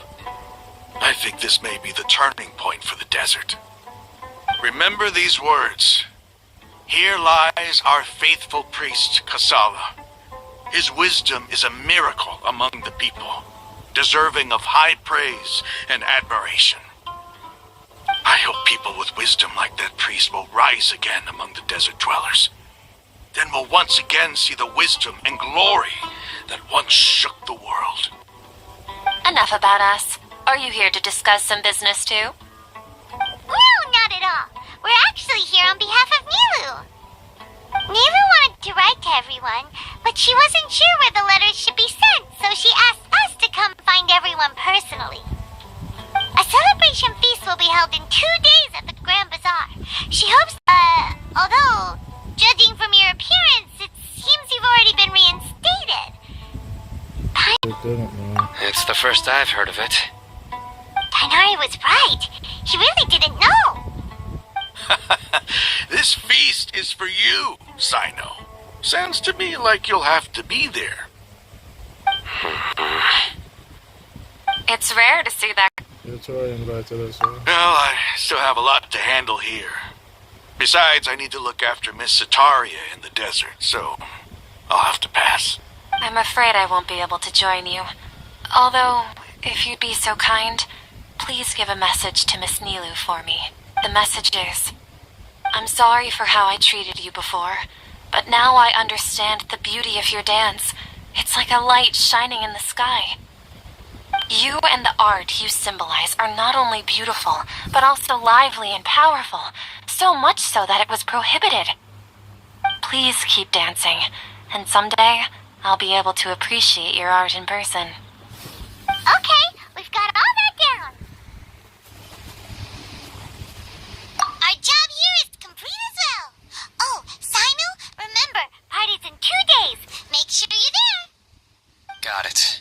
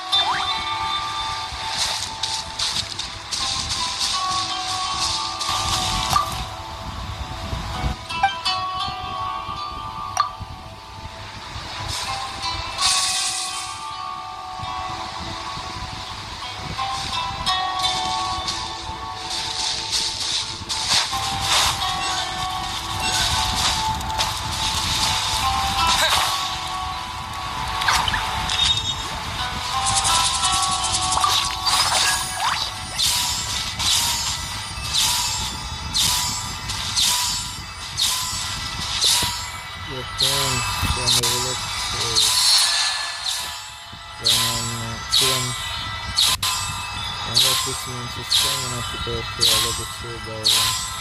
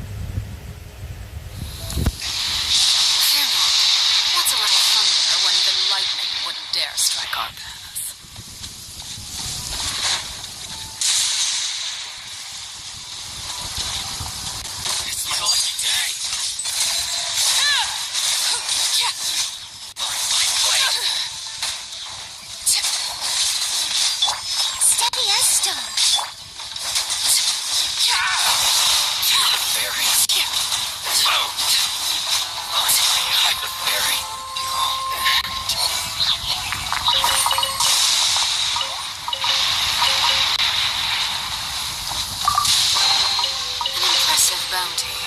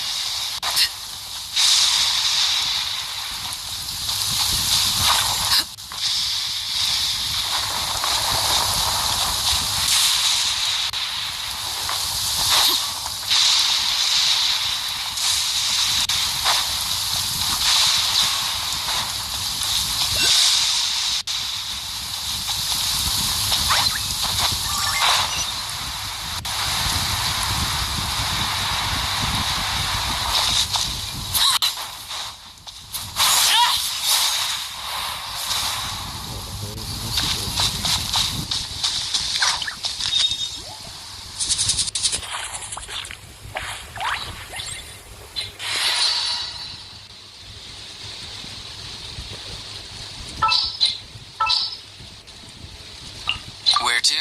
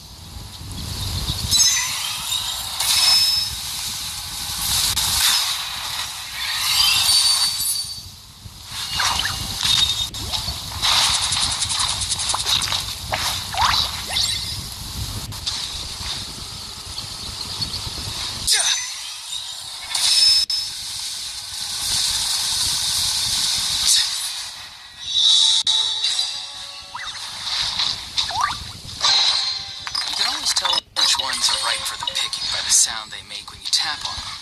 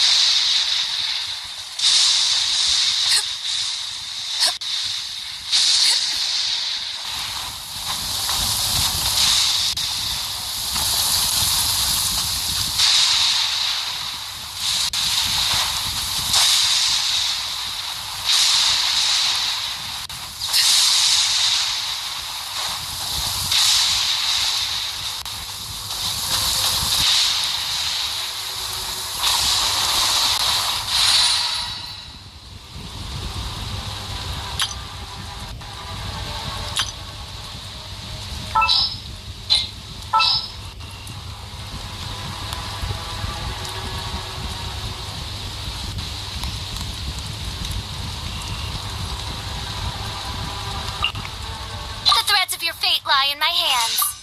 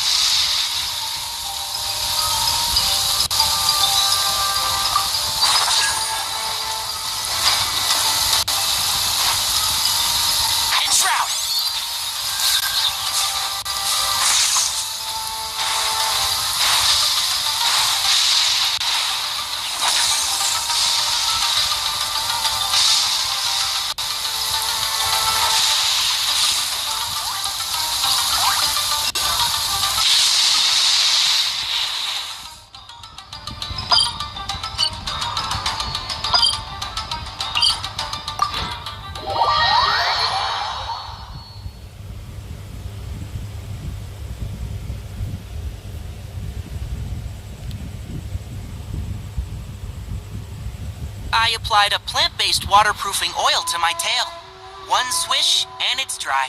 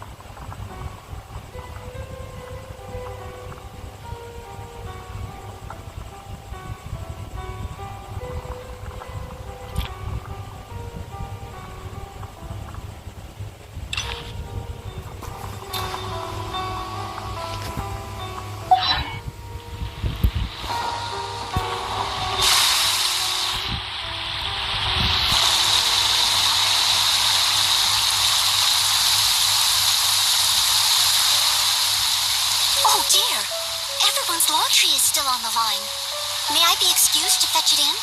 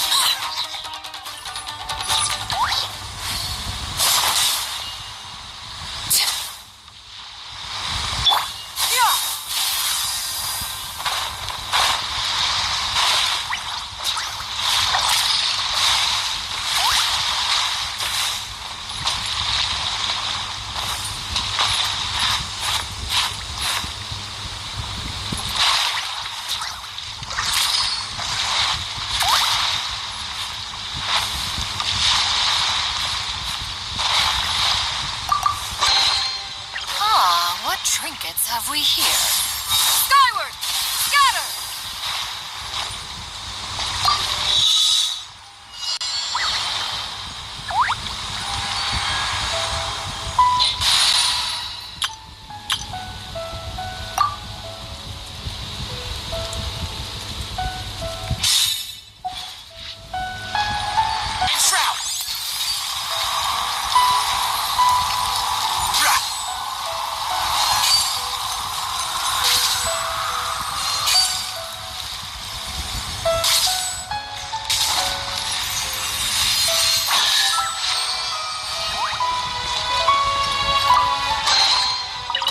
Chest here.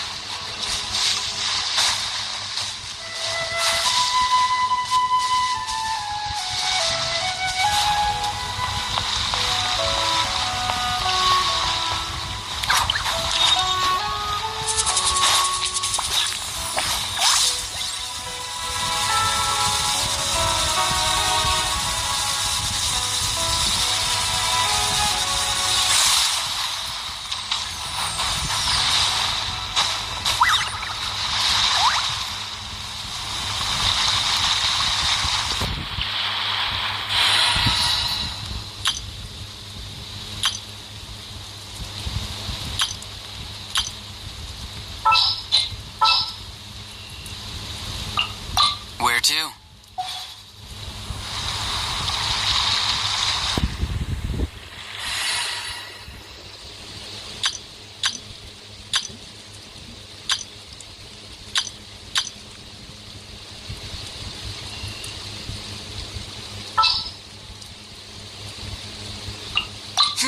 Let's do this.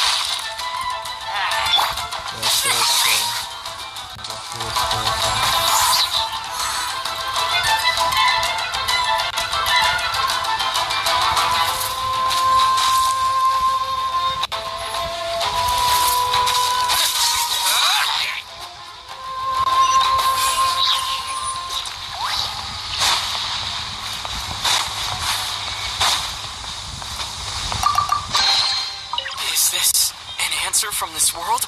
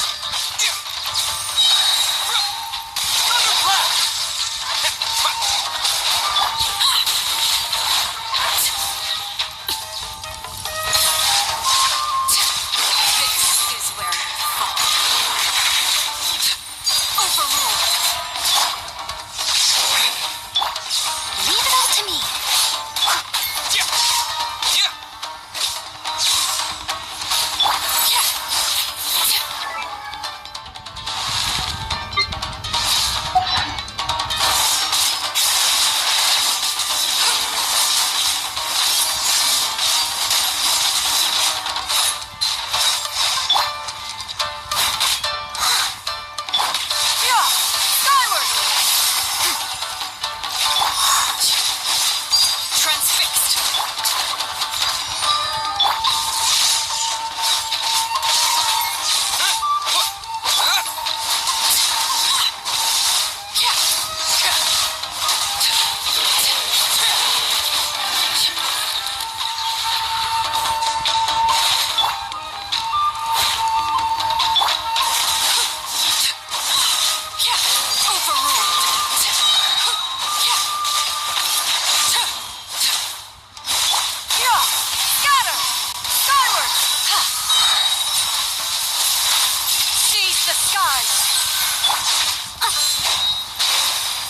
Steady as stone.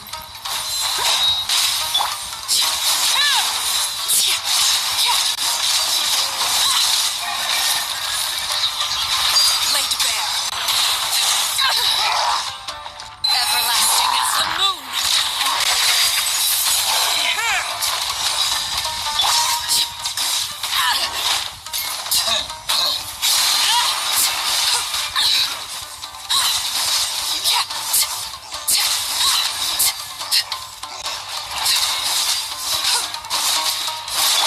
As a good knight should. Leave it all to me. Scatter! Overruled.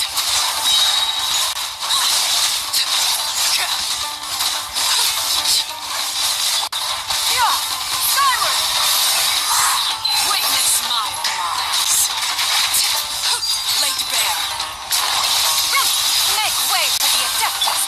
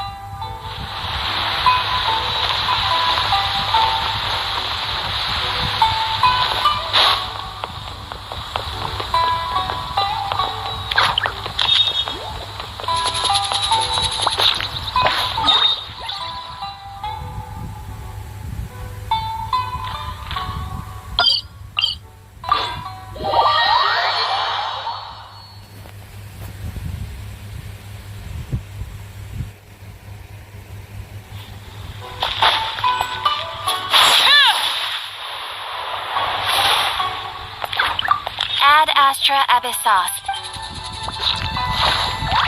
Thank you for completing today's commissions.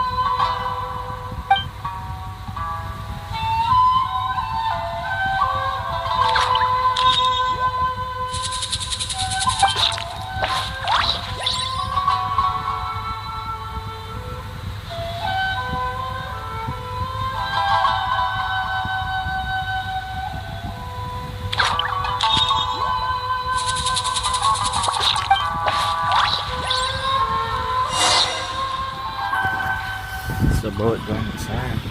Seriously.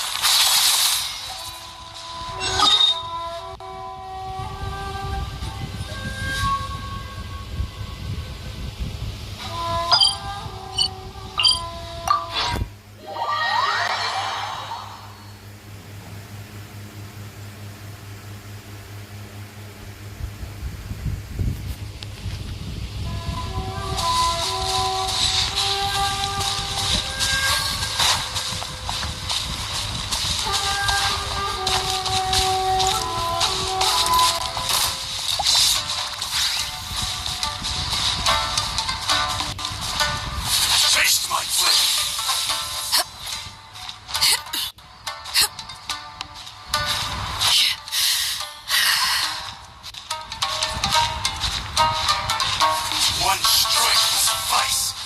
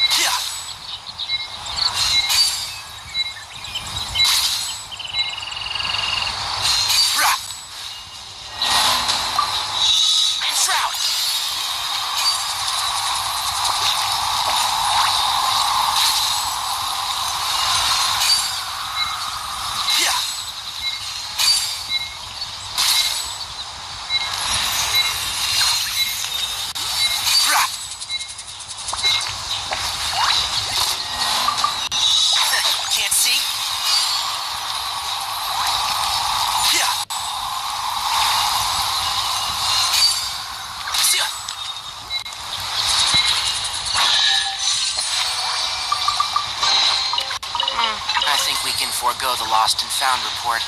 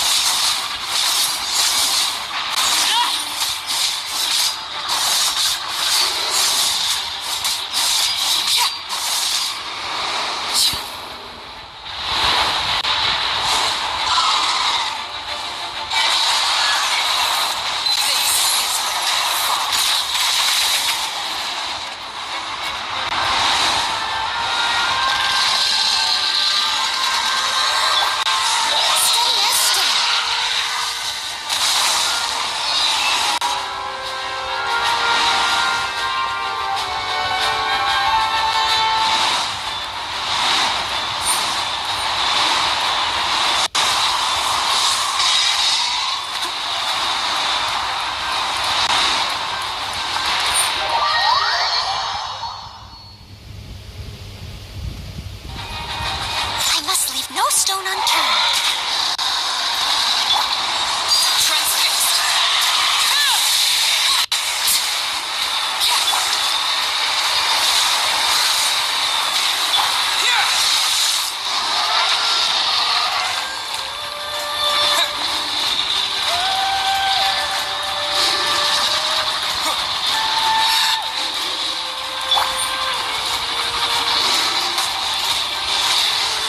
Steadiest.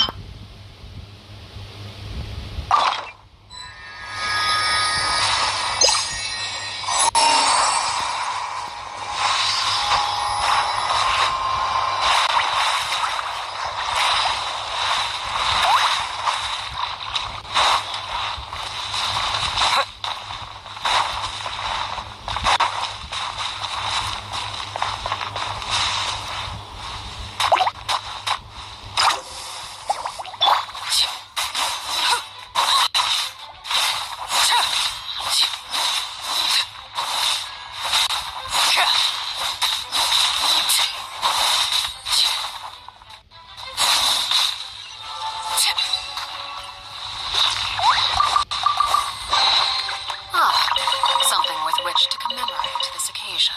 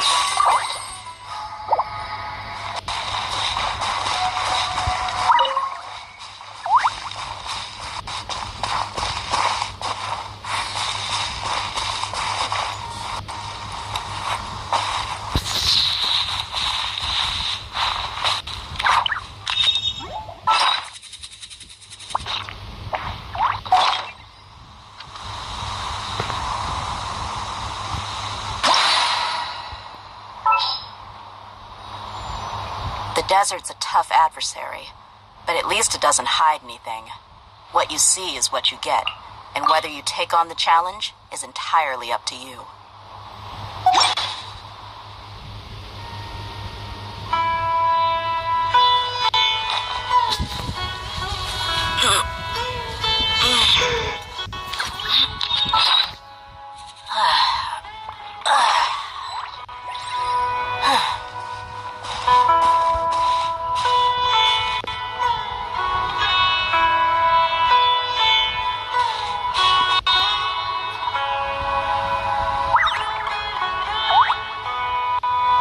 We mercs have one simple rule.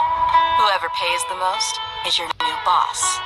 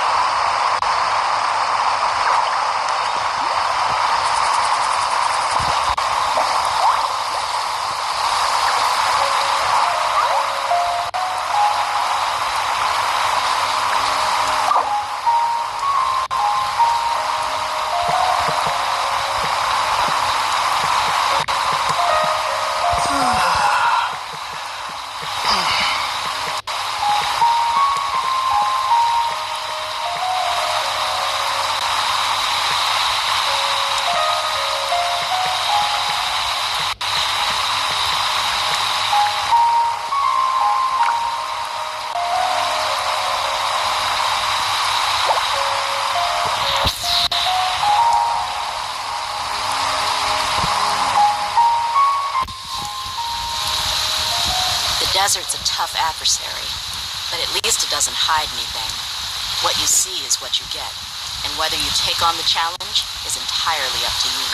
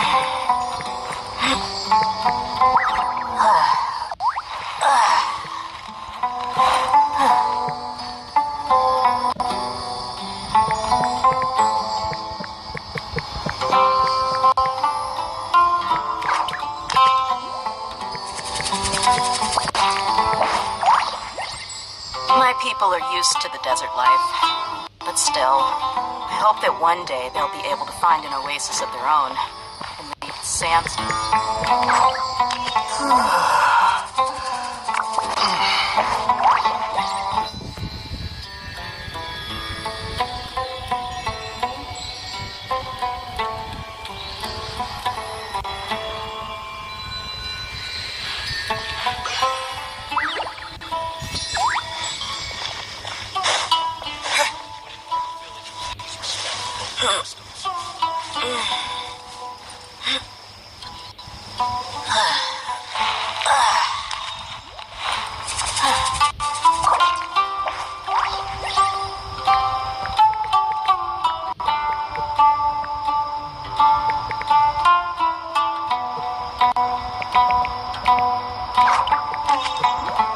We mercs have one simple rule. Whoever pays the most is your new boss.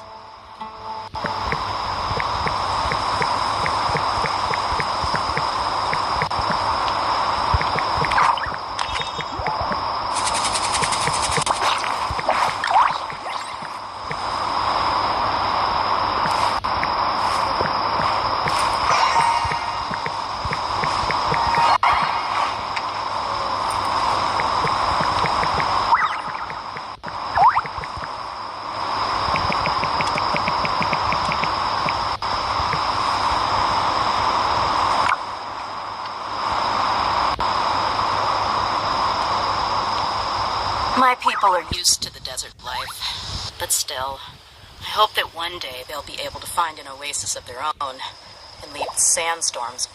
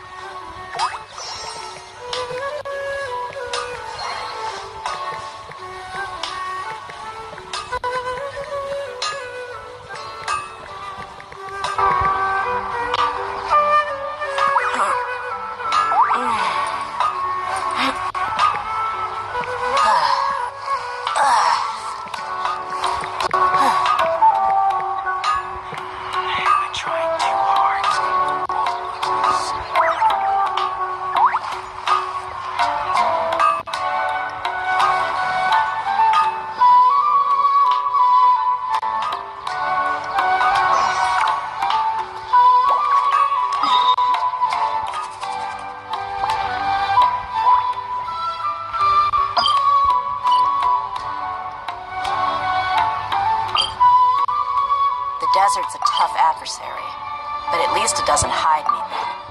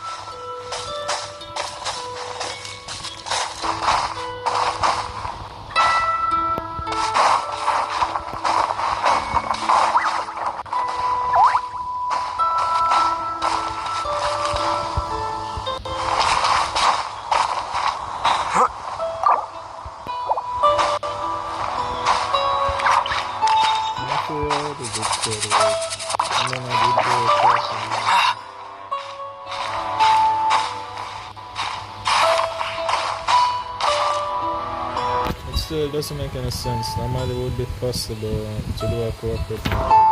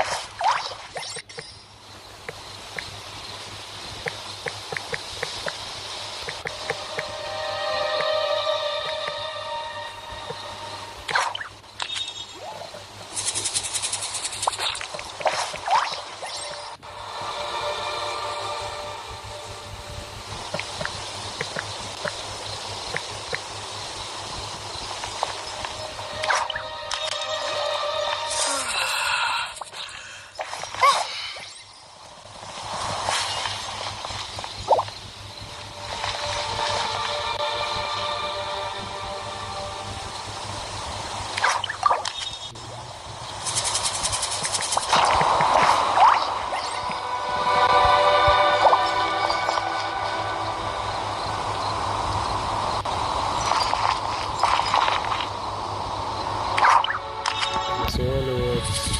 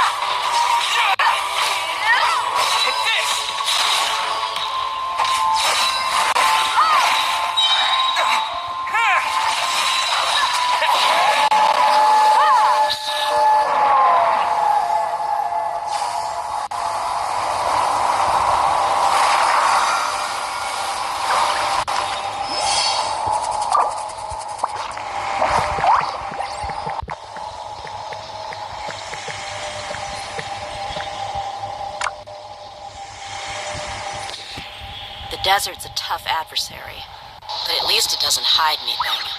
What you see is what you get, and whether you take on the challenge is entirely up to you.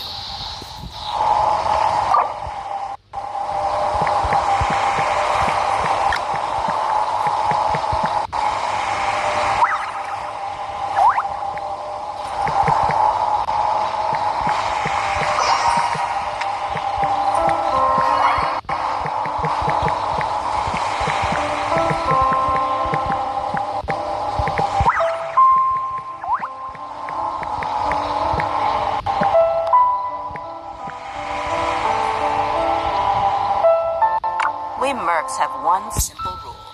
Whoever pays the most is your new boss.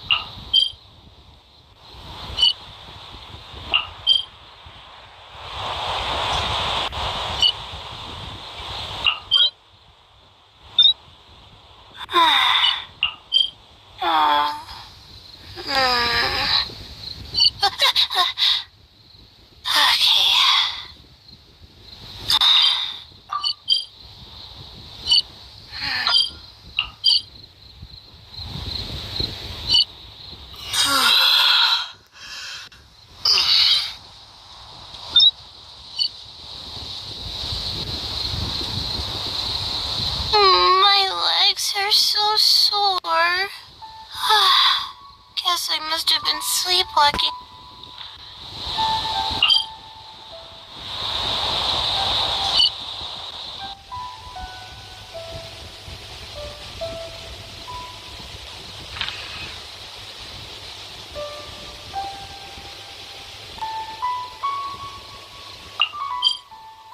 people are used to the desert life. But still, I hope that one day they'll be able to find an oasis of their own and leave the sandstorms behind for a better life.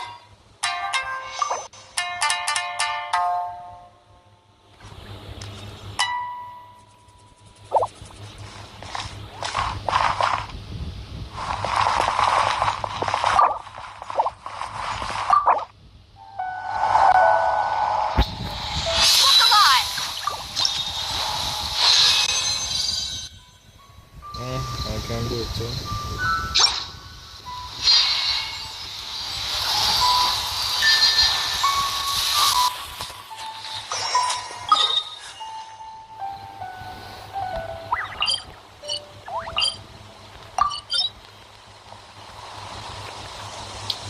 I wonder if it's because I already cleared it. That's the reason why it don't show. It could be the reason why.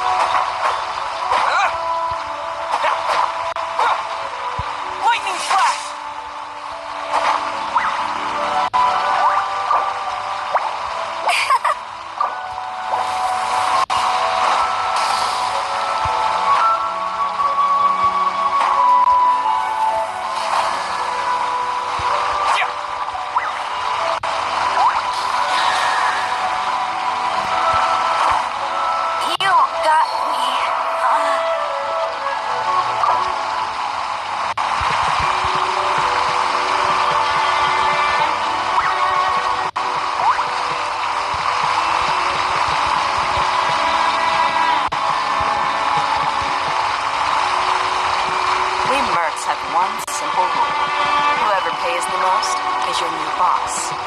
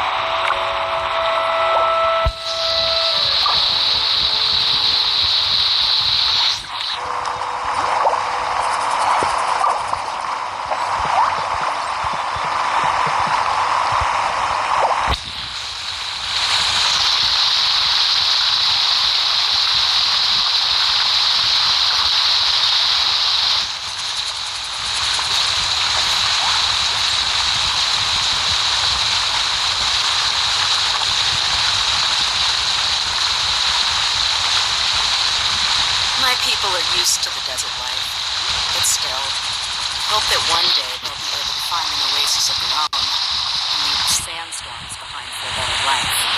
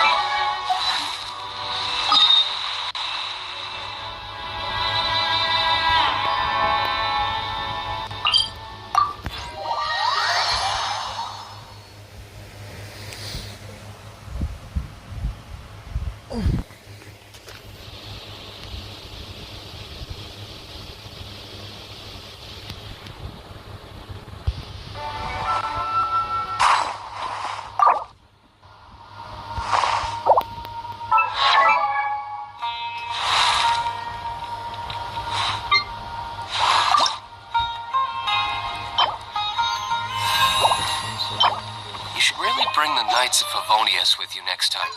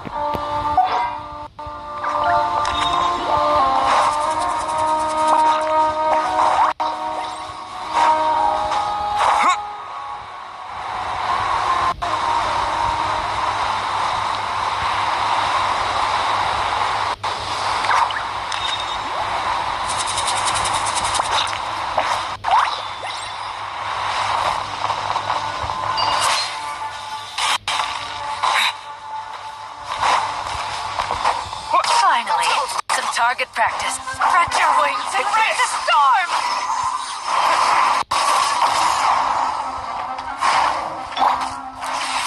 Where do you think you're going? But we'll meet again.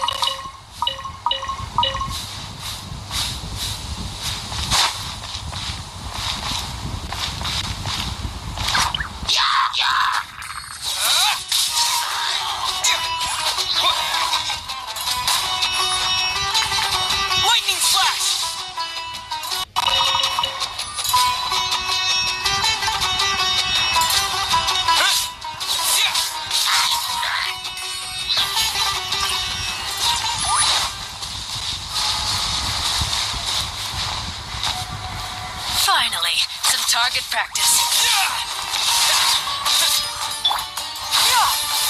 Skyward!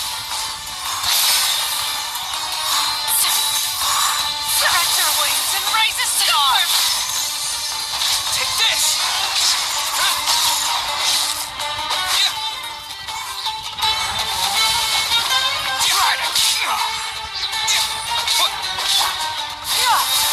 Scatter! Skyward! Seize the skies!